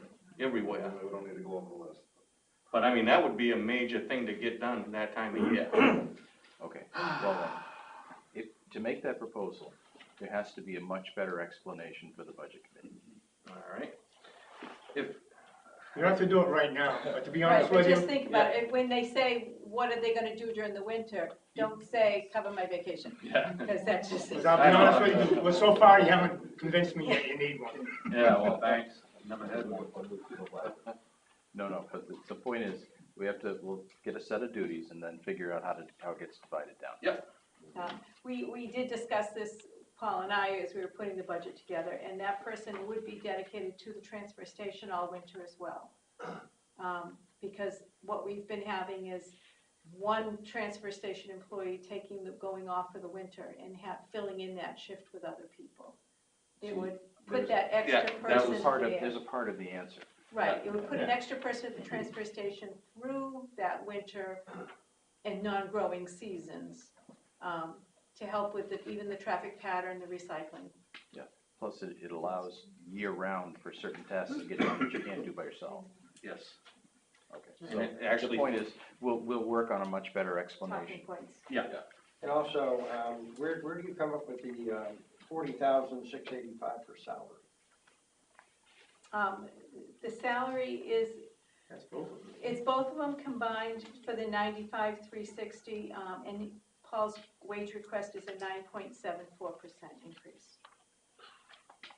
That's why the math doesn't work. Requesting 60,000 for his position and 35,360 for the new position. It shows on the right-hand side page. Okay. Yep. All right.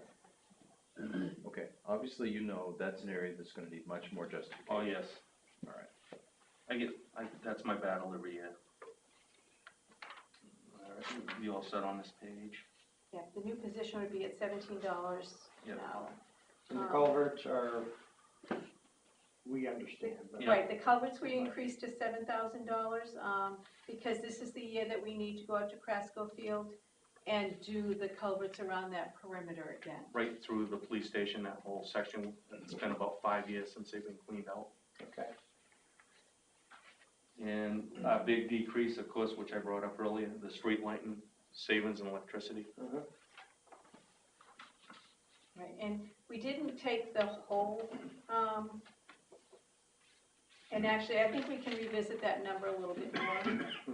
We reduced it from 17,000 to 14,000. Which I probably shouldn't be saying this with budget committee people here. But on an average of a month now, as a comparison just for September of 17, our electric bill for streetlights was $14.21. For September of 18 was $849. So 2017 actual to date would have been $11,938, and we're at $7,683. So it's gonna pay for itself in 2 years. So it's not just a $3,000 decrease, it could be more, between 4 and 5. Yeah, it's about a 13, no, let's see, we're at 45 to 75, a 30% decrease. Those light bulbs, they off, and they're better lights too, if you notice them. There will also be a better explanation needed on the stormwater management and the fact of the new permit. They need to understand phase 2 regs. Okay, yeah, I've kept the amount the same at the 15,000, not knowing when the regs were actually gonna take effect, because they've been delayed and delayed and delayed. Our notice of intent has been submitted. We will need to do, the big increase is going to be the street sweeping, that we have to add for 2019, as well as the cleaning and maintenance of catch basins, which we do now once a year, all of them, and we just do it. Now we're gonna have to monitor them every quarter to make sure that none of them are more than half full. And if a catch basin is showing more than half full, it needs a more frequent cleaning. Which, that's not something we've done. We've just done them on an annual basis and not really checked to see when one was particularly halfway. How many? Anybody know? How many catch basins? 216, I think. That's, I'm pretty sure, but. You all set with that page, Paul? Yes.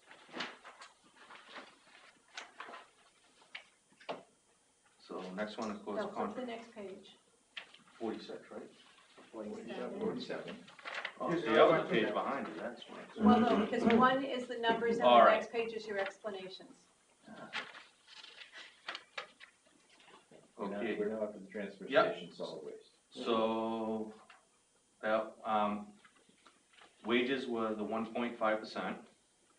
Hauling fees, which we already knew, so there's, what was that, a 2-point-something% increase on hauling fees? No, hauling fees we kept at the very same amount because that didn't have an increase. The tipping fees. The had tipping an fees increase. had the increase already. That's on the next page. I have a question, just out of curiosity, on the wages, when a new person comes in, do they start at the same rate that everybody? I don't know, they never do, they start. Yes, they do. They always start at the same rate. Why? There's, That's been the whole practice that someone brand new starts, and they all have been the same rate. Actually, at 1770, I just seen, looking at some of the ads in some of the cities trying to get help. And part-timers are actually going up to about $18, $19 an hour easily. Right, but these are started, the 1770. what he's asking is the new guy coming in makes exactly the same guy that's been there for 10 years. Right, but they're exceeding the cost of some of the other staff in the town office as well. Unless you wanna, I know, stand outside the cold twice a week. No thanks. no, change it on a It would just seem, 2-year progressive to go up to it. As you said, 1770, you're gonna be lucky to get them. Oh, wait, these are, yeah. seems like we have some people volunteer for that. Oh, we do. We've been very fortunate. There's always a steady stream of people that are showing up asking, how do I get to be a transfer station person?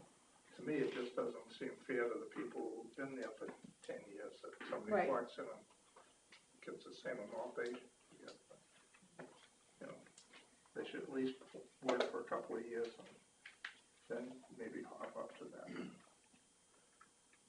Just an opinion. Right, All right. consider a starting rate. Training rate. It's on the job Good time training. to get that can back. As they are certified, are they all solid waste operator ones? Yes. We all are. Okay, no one's higher? Well, they took it away from me. And it's all by points now, Yeah. it's a whole different system. Okay. I spent all that money and time, passed all the tests, came back a month later, they took it away.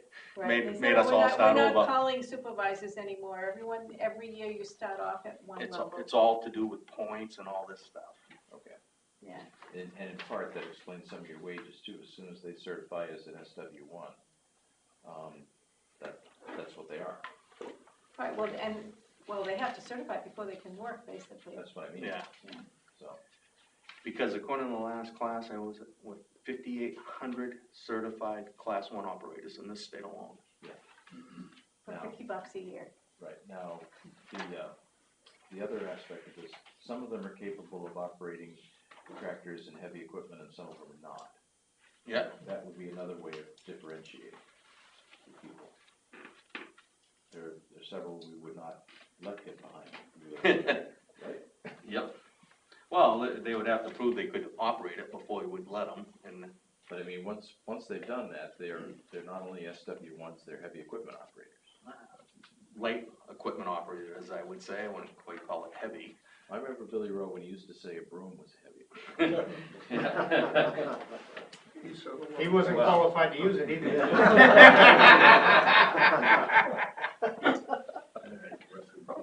God bless his soul. Right. Okay, moving right along. Okay. We got the maintenance on equipment. We have 2 roll-off containers, we're waiting to get bids on. Correct. They went out. Yeah, I've had quite a few calls I'll have you, from individuals on what they're asking. yeah, the bids are due back in here on the 11th. Troyano has made a few complaints. We own 3 of the containers up there, the town owns 3. Yeah.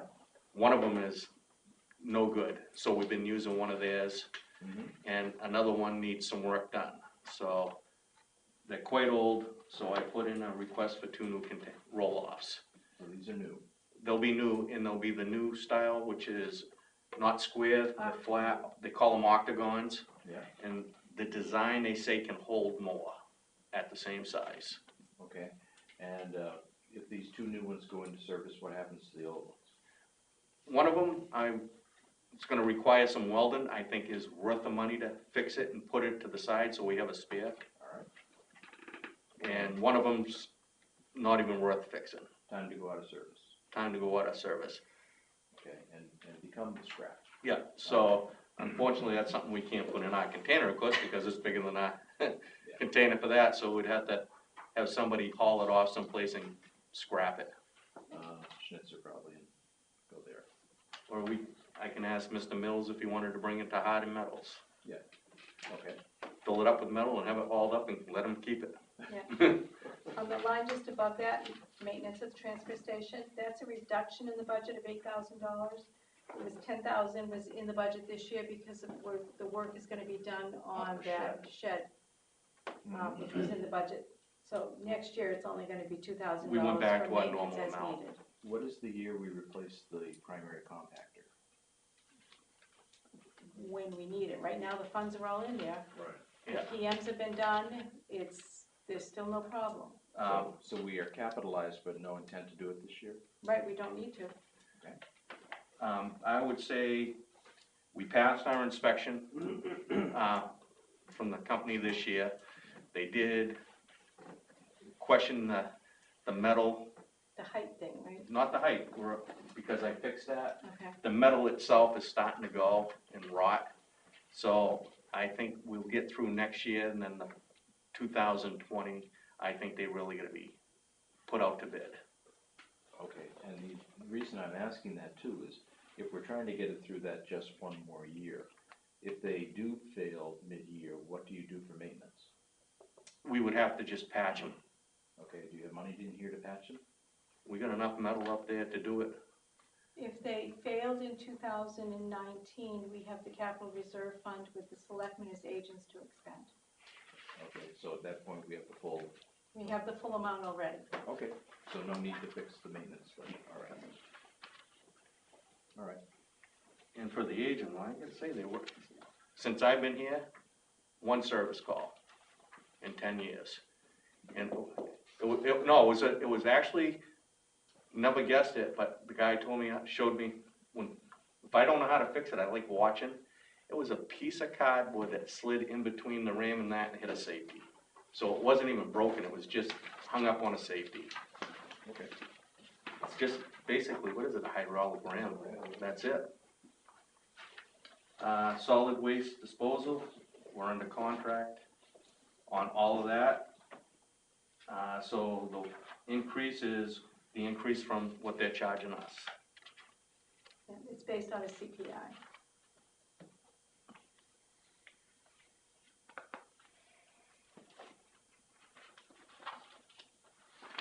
And if you have noticed, all recycling, it's getting scary there with recycling. Metal has dropped drastically. Once again, it started to pick up a little bit. But going through hardened metals, we've been lucky that it hasn't cost us anything yet. What we're getting for metal is covering the cost of it, so we're kind of breaking even on that now. You're saying metal is going back down again or coming up? Going back down drastically. Aluminum cans dropped almost 40%. Wow. And that was our big money maker.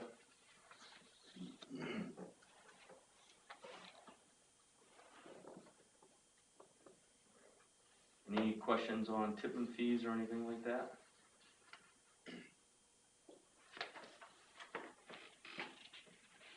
Of course, we still have a fee we gotta pay to, what is it, Lamprey? Lamprey Regional Cooperative, that's the $1,330, that's where the ash from Greenland's trash, we used to send it to Newmarket, and the ash was brought to the cooperative, that is a Superfund site, but it's never had any contamination leaks off. So each town is assessed based on the percentage of materials they brought. And so Greenland pays $1,330 a year, forever. I don't see that going away. I'm on the Lamprey board, I get the reports, everything is still testing clean. But these assessment costs, there's plenty in reserves if anything were to go wrong. And the amounts that are assessed to the towns now basically cover the annual testing, the mowing of the area, equipment, and the engineer to go out and check it. Okay. All right. Any questions on that other page, questions? guys? And that should take care of it. Okay. Thank you, Paul. Actually, I have a question. The big building, I think is gonna be a warrant article, if I'm not mistaken, Crassville Field, if you redo that, or what's going on with that? The rec department, is it the big building?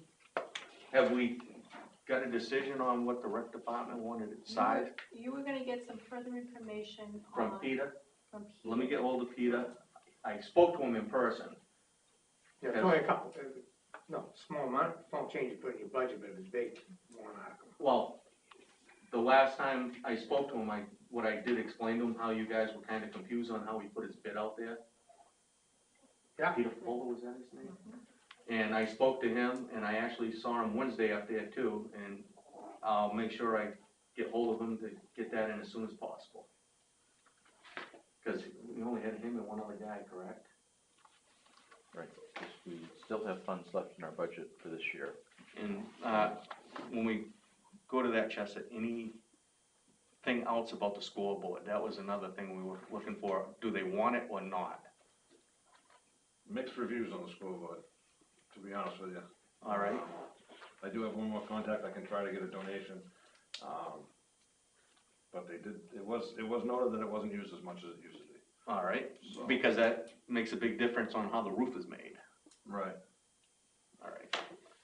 Let me bring that back to them one more time. You have a meeting this Wednesday? No, but I can contact. Okay. Thank you.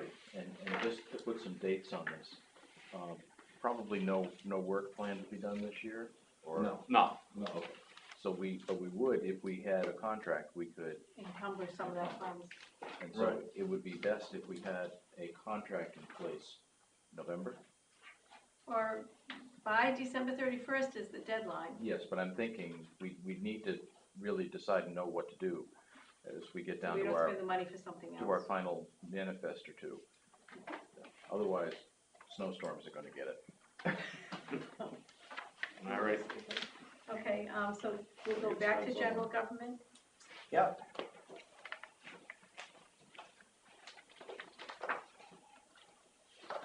I'm sorry, which Page tab? 1, Which tab next? Oh, General. government.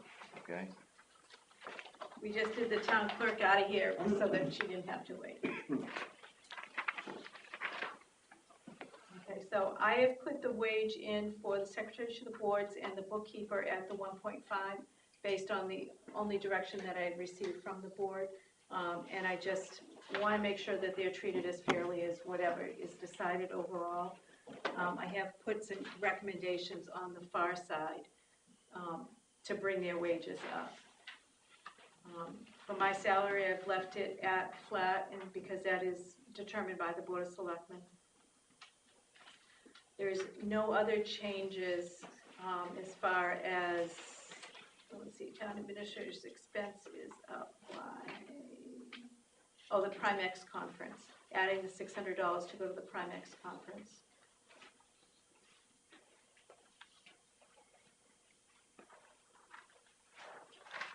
No changes in service equipment or any of the regular general budget.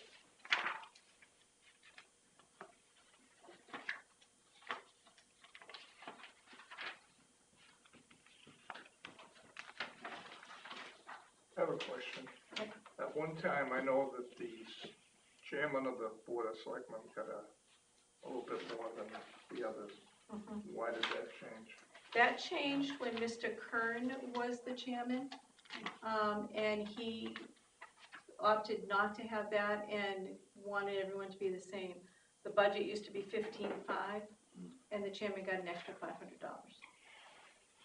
Oh, you want to give me another 500? I think it's, you have to put together all that crap that. The other thing was when we went from 3 selectmen to 5, it was maintained as more of an equal. And chairman meeting, not much. Except more Jesus, work. you're getting slapped on the back and hit in the head. Point on that. I'm well overpaid. I'm happy. Well, I can't say I'm happy, but I'm happy.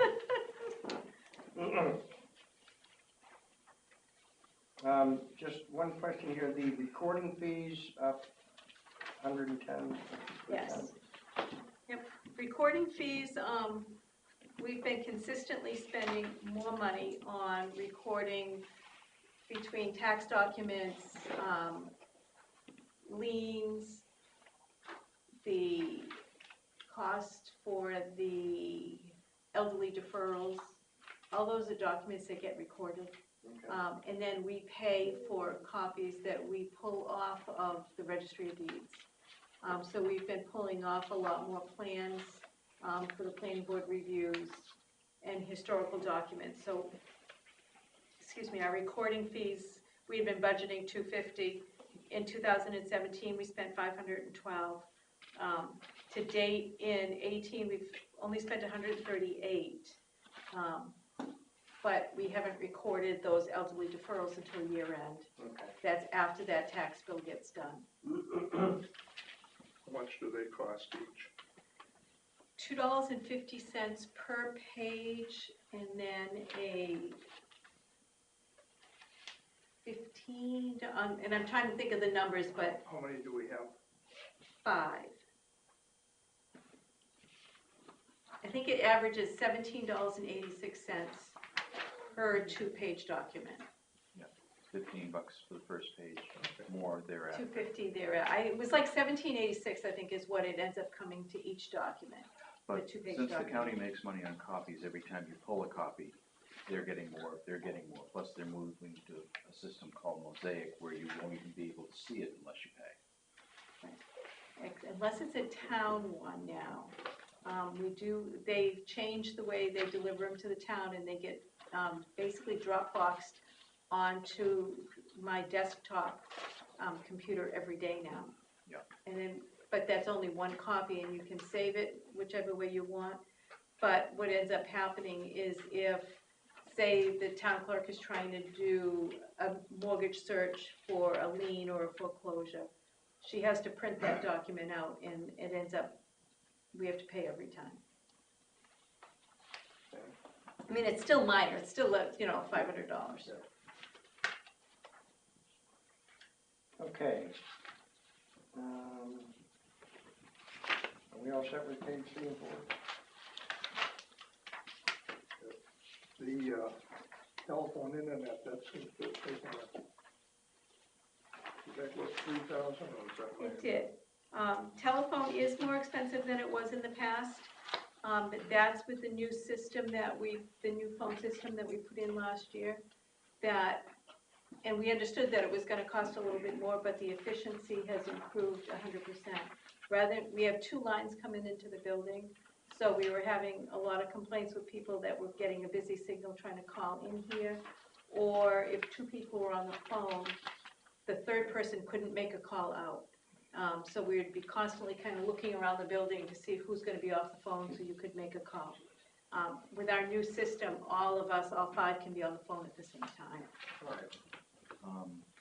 Have you thought about going to Comcast cell phones? When we went to the Comcast, I talked to our sales rep at the time about that, and he said you would be the first ones to be let known when they open it up for commercial.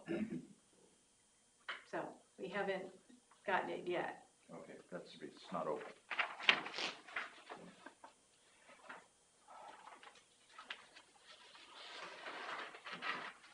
On our next, Yeah, then we kind of jump up to page 11. I was on Oh. page 3 and 4 for a minute, Oh, okay. just because of office equipment. Mhm. $3,000 for a desk? It's more than just a desk. I hope so. Where does it show? Yeah, it's replacement of the computers and printers as needed, the desk for the bookkeeper, the maintenance of the copiers, and the recording system cost, which is the annual fee for that recording system. Okay, so how much of it is the desk? I think, let me see. This is, My point is, it should be down in the $400 or $500 Yes. range, right?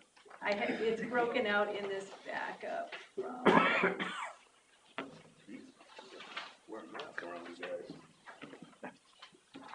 Okay, well, my point is, it's not a $3,000 desk. Okay. No, Okay. 2,500. 500, new Okay. desk at 500. Okay. And then, That's okay. and then a new computer, if first dies, at 500. Okay, so now what page? We skip over town clerk, tax collector, and election, which has been completed, and we go to page 11. Okay. And this is where we see the huge decrease of the 32,000. That was the assessing tax building, because we were at 59,000 with the reval. So that budget is dropped back down to 27,000. Everything else has remained the same, the audit at 11,000. But, it's dropped back to 27,000, but that's 14,000 more than it was in 2017, what's that about? It's more than what was spent in 2017 because we didn't do the cyclical updates in 17 with the reval happening in 18. Okay. And it's higher than it will be next year because the first year after the reval is when we generally will have the most abatement applications. Okay. We handled, a percentage that came in through the hearing dates that we had after the numbers were released. There'll be some that won't have really, understood what was going on with revaluation at all until they get their tax bill. And we'll see a higher value, and there'll be an abatement process that we'll go through.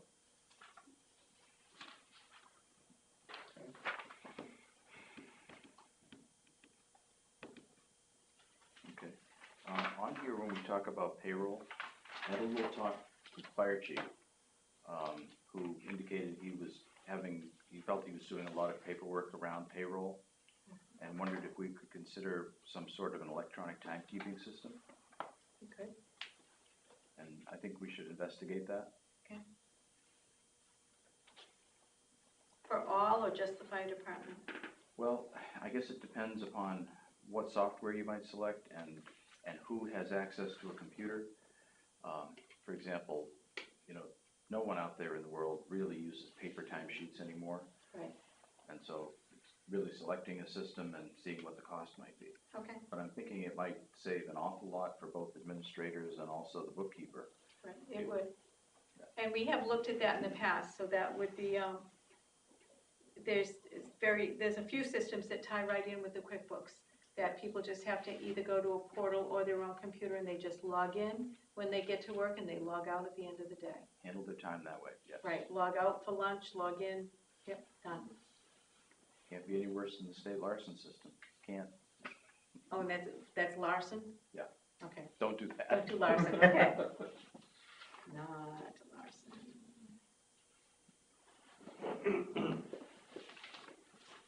Any other questions on 11?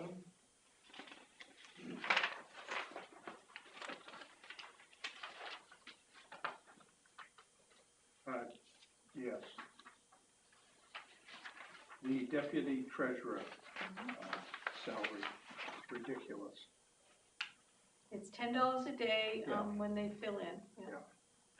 It should be at least $25 a day. I mean, we're talking chicken feed here, but $10 a day is an insult really to drive down here and do the work. Yeah. And it basically averages about 4 days a year. Yeah, yeah. I just think we should be a little more realistic with what the person gets. Okay. 25 sounds good to me. Not a big deal, but yeah, go ahead.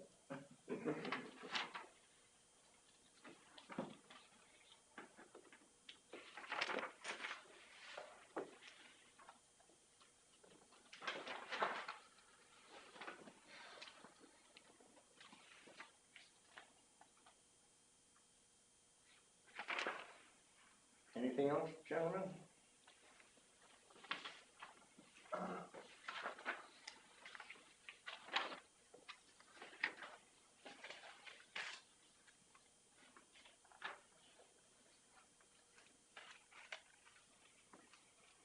Mapping, Mapping and GIS, that, for 19, we budgeted at our actual cost for 18 at 5,250. Prior year budget, we had budgeted at 3,300, and that was only for the update of the tax maps. Now that we have the GIS system, we update the GIS at the same time, so that comes to a total of 5,250. okay.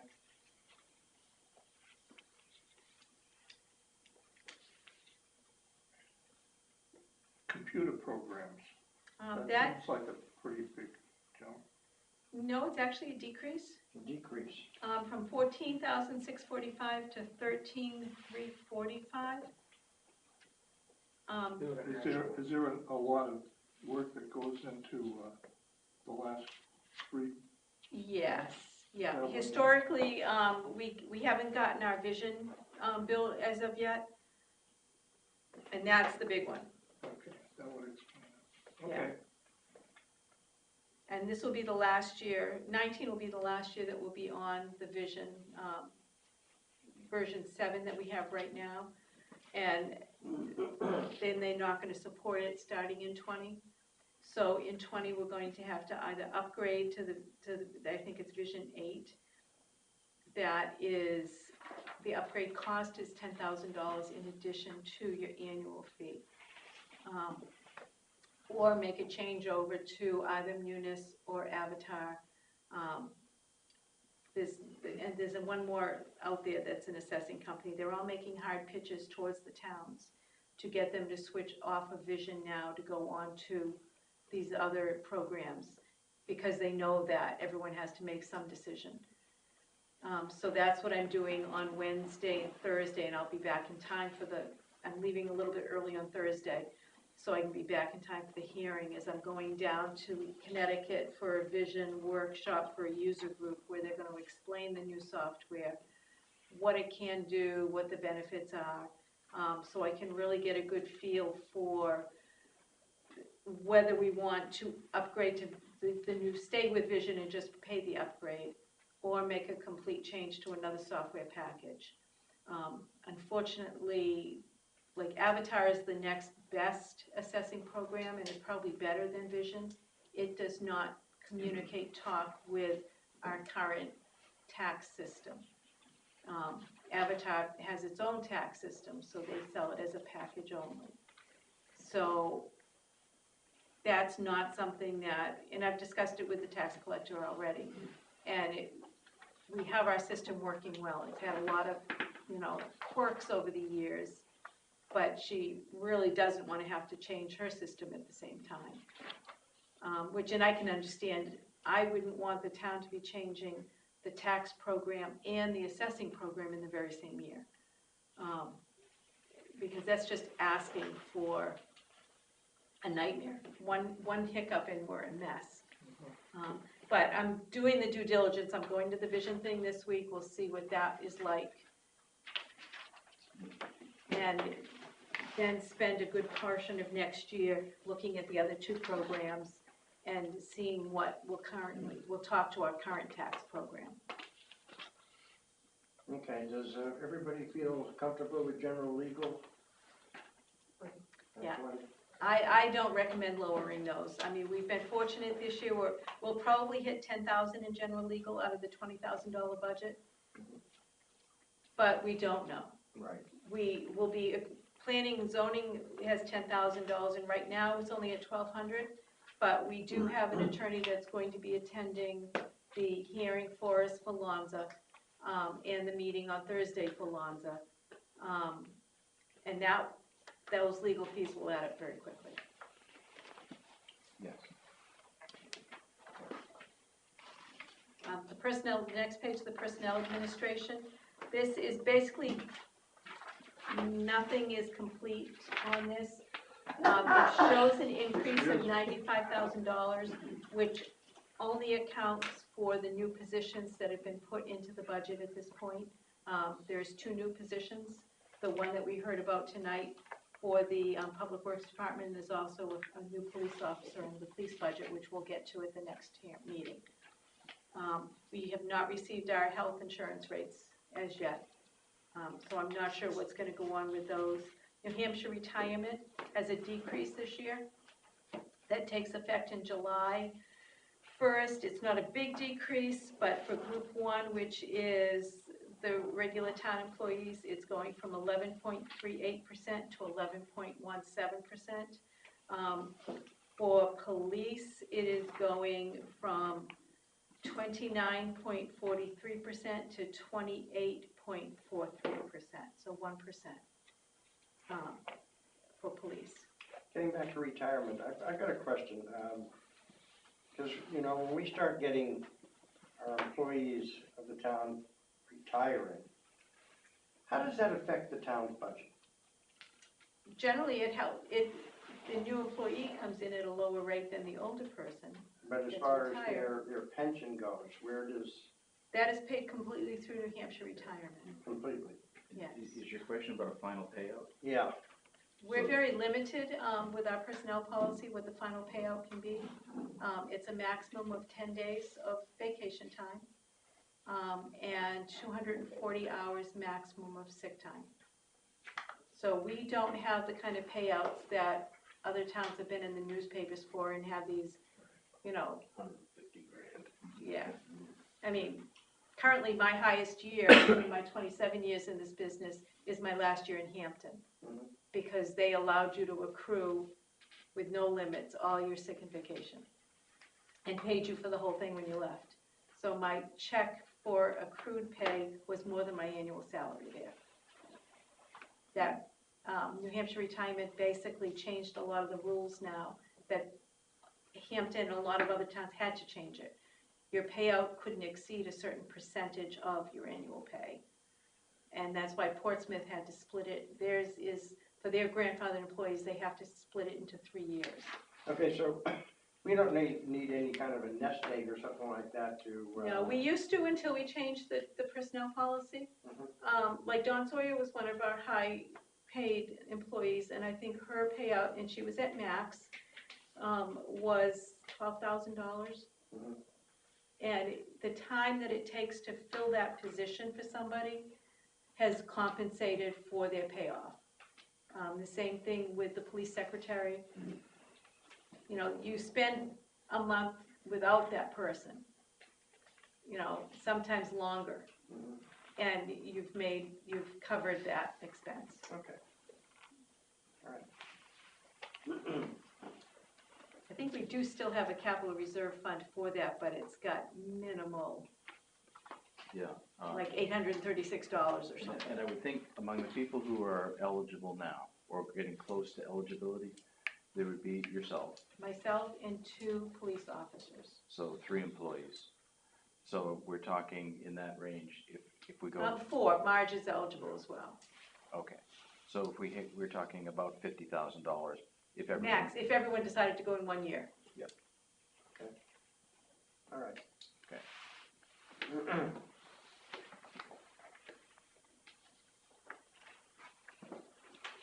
And actually 40,000 because the town clerk actually doesn't get, she's not as an hourly person, doesn't get sick and vacation leave. She can work at her leisure. As an elected official. Right. She's not in the personnel plan, same. Correct. So she just, to be on New Hampshire retirement, she has to average over the year 32 hours a week on average, which she does easily. Yeah. Okay. Next page. Is planning and zoning. Basically have increased their budget by $2,450, and that was, what did they add in? They told me. Consultants. Oh, consultants, that's right. Because they're looking to do zoning ordinance updates and the traffic, like they're doing now a traffic study. Okay. And also possibly 1 or 2 chapters in the master plan. Yeah, and that's, yeah, they have master plan expenses as well. I noticed on the planner, contracted planner, there's quite a difference there. There is. He was out for a portion of the year with an injury this year. So what he is putting together right now is a contract that will sign to encumber the excess money this year, some of the excess money towards the master plan chapters for next year, so that we don't have to increase, we didn't increase that budget for his master plan chapters, but we're gonna try, he's gonna have his contract in so the planning board can approve it. We can encumber that so that he can do the master plan work in 19. In addition, there have been very, very few development issues this year, so his time hasn't been used the same way at all as it was in previous times. There's no Bramber Valley this year. Okay. There's been very little development. I think it's 4 building permits. I mean, for new construction, there's been many reconstructions, many renovations, but there are very few houses. Right, new home starts, correct. Yeah. All right, page 19. Is our general government buildings.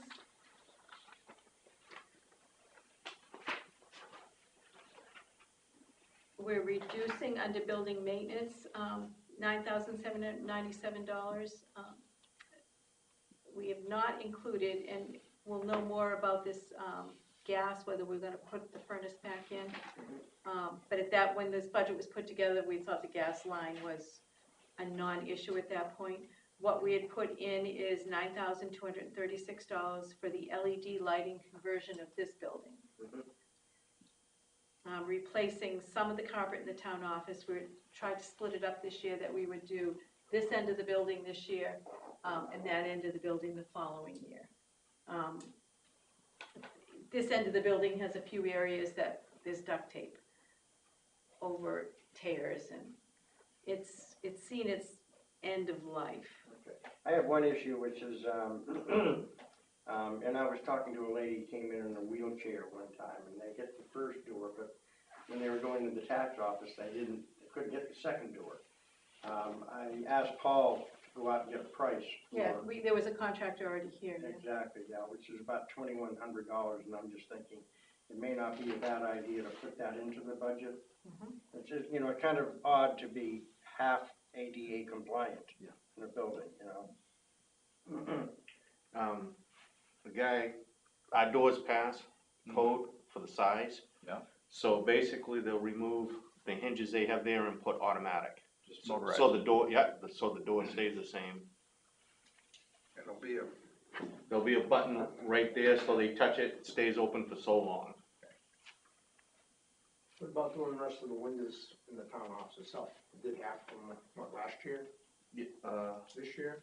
We did them in. This spring, I think. Yeah, this year. Mhm. Just seeing what it would run to do the other half. We could. So you want a quote on that to finish them off? Yeah, Exact same windows? I would. Mhm. All right, I'll call them. Yeah, and have they followed up on the one that has They the, said it's not their responsibility, it's ours.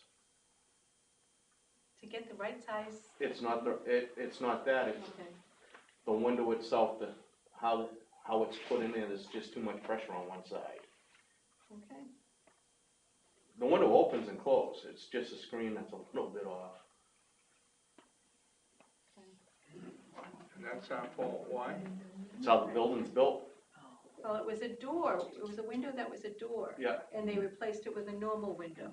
It was an emergency access door. And that's the one that was squeaking, which is why we got this whole process started, because that one really kind of leaked. All it's missing is a screen. No, the screen's in there. Oh, is it? It's just, Yeah. It doesn't look pretty from the outside, but I got it to fit. And nobody's complained, Nope. okay?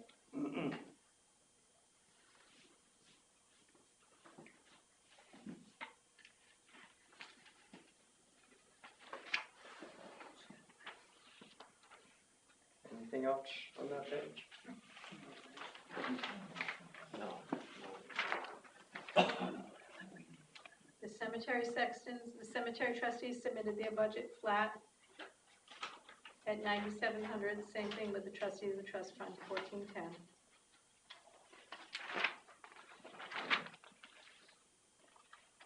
Liability and general insurance, our new rate is $41,448, which is a 6.07% increase.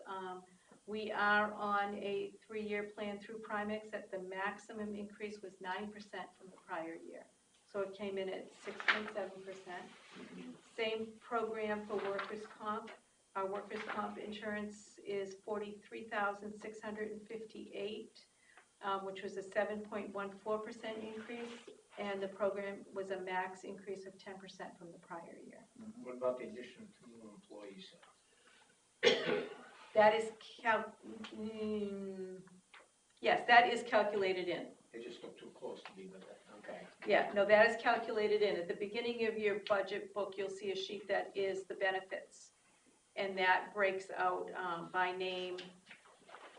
And when this is done for the budget committee, that page will change and the names will, and the insurances will be blacked out. Because that is not public information. Rockingham Planning Commission, we did just get a letter in today. And this is a request to increase the budget. I had put it at $3,886. Their dues letter just came out for 2019, will be $4,034.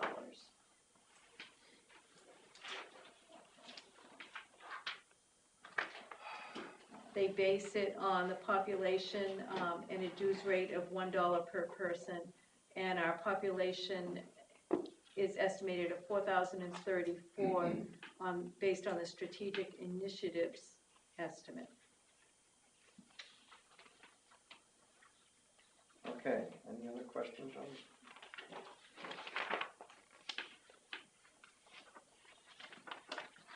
All right, That's general government. there we go.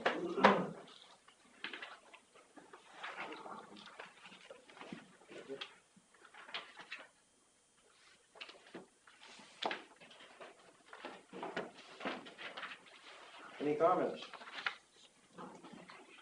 Just those items, I think we asked for a little more information and Yeah. pretty straightforward adjustments. Yep, and then at the next meeting, we'll, get into the other departments, police, fire, and then we'll do health and human services, building, emergency, management, and recreation. Okay. And we'll have closed, we should be closing, we'll have, at least get the amortization schedule for the bond, for the library, so that we can plug those numbers into the default budget as well. Good. All righty, let's move on to liaison reports. The library will be meeting next week.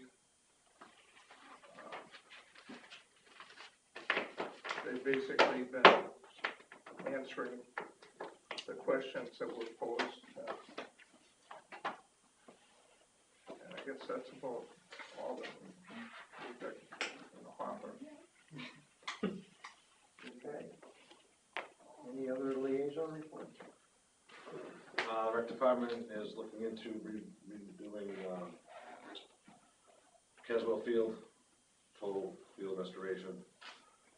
They're always looking for new members and trying to help out with pickleball in any way, shape, or form that they can.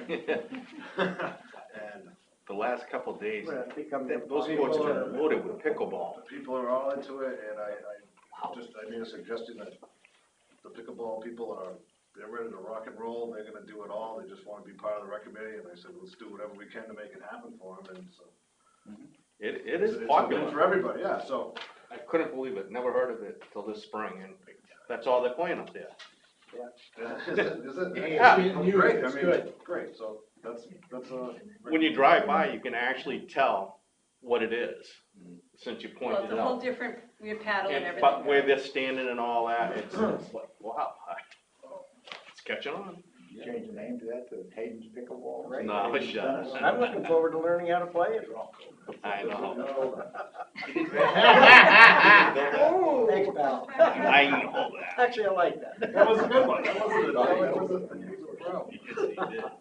As far as the police department goes, I contacted Tara about your concerns at the last meeting, about safety in the school and stuff like that, and she put it into her monthly report, so that's in there. If you have any other questions, feel free to talk to her.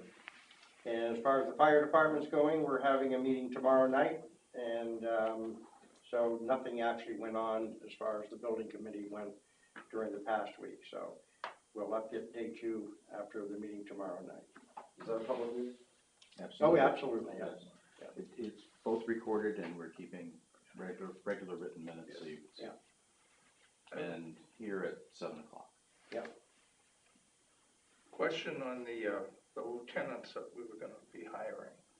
What's the status of that? Is that? For the fire department, one conditional offer of employment was extended last week. So that person is now undergoing the background check and requirements for that. And I don't believe he has a candidate ready for the second position. The chief has had a very hard time getting qualified candidates. And he's put out a lot of, he's gotten a lot of resumes in and that type of thing, but it's just hard to find one. It's not easy, you know?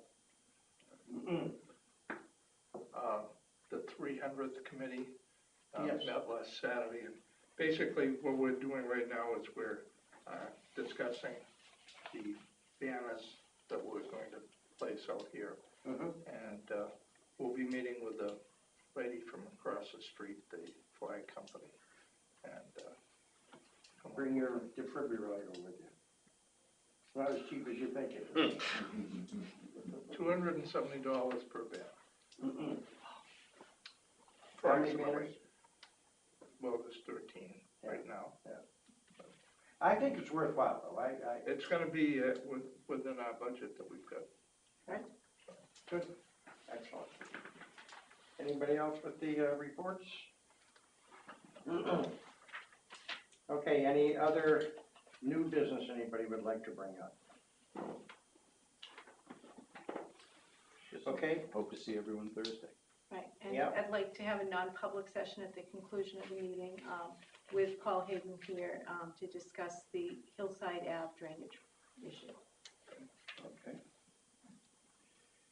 All right, let's go through the manifest. Got them right here. This one is the Fire and Safety Revolving Fund. Move we approve the manifest for $54.90. Second. I could've. All in favor? Aye. Motion passes. General Fund Accounts Payable. Move we approve. I didn't sit that meeting.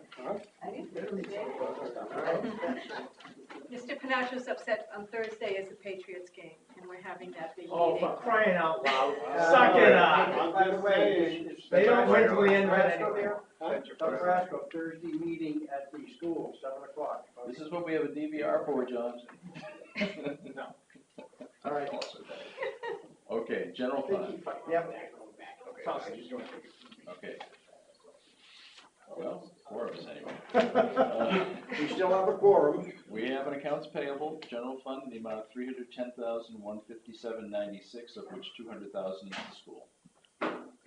Second. All in favor? Aye. Okay. We have police special revenue fund. Move we approve the manifest in the amount of $32,610. Second. I have motion and second, all in favor? Aye. Motion passes.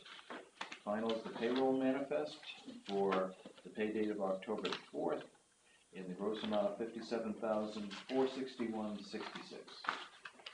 We have a second. Second, all in favor? Aye. Motion passes. Okay, I will entertain a motion to go into non-public. Move we go into a non-public session for the purpose of discussing pending legal matters. Second. Roll call vote. Sanderson, yes? DeRocky, yes. Morgan, yes? Ralston, yes. Chip, yes. Okay. Do we need to shut the recorder off?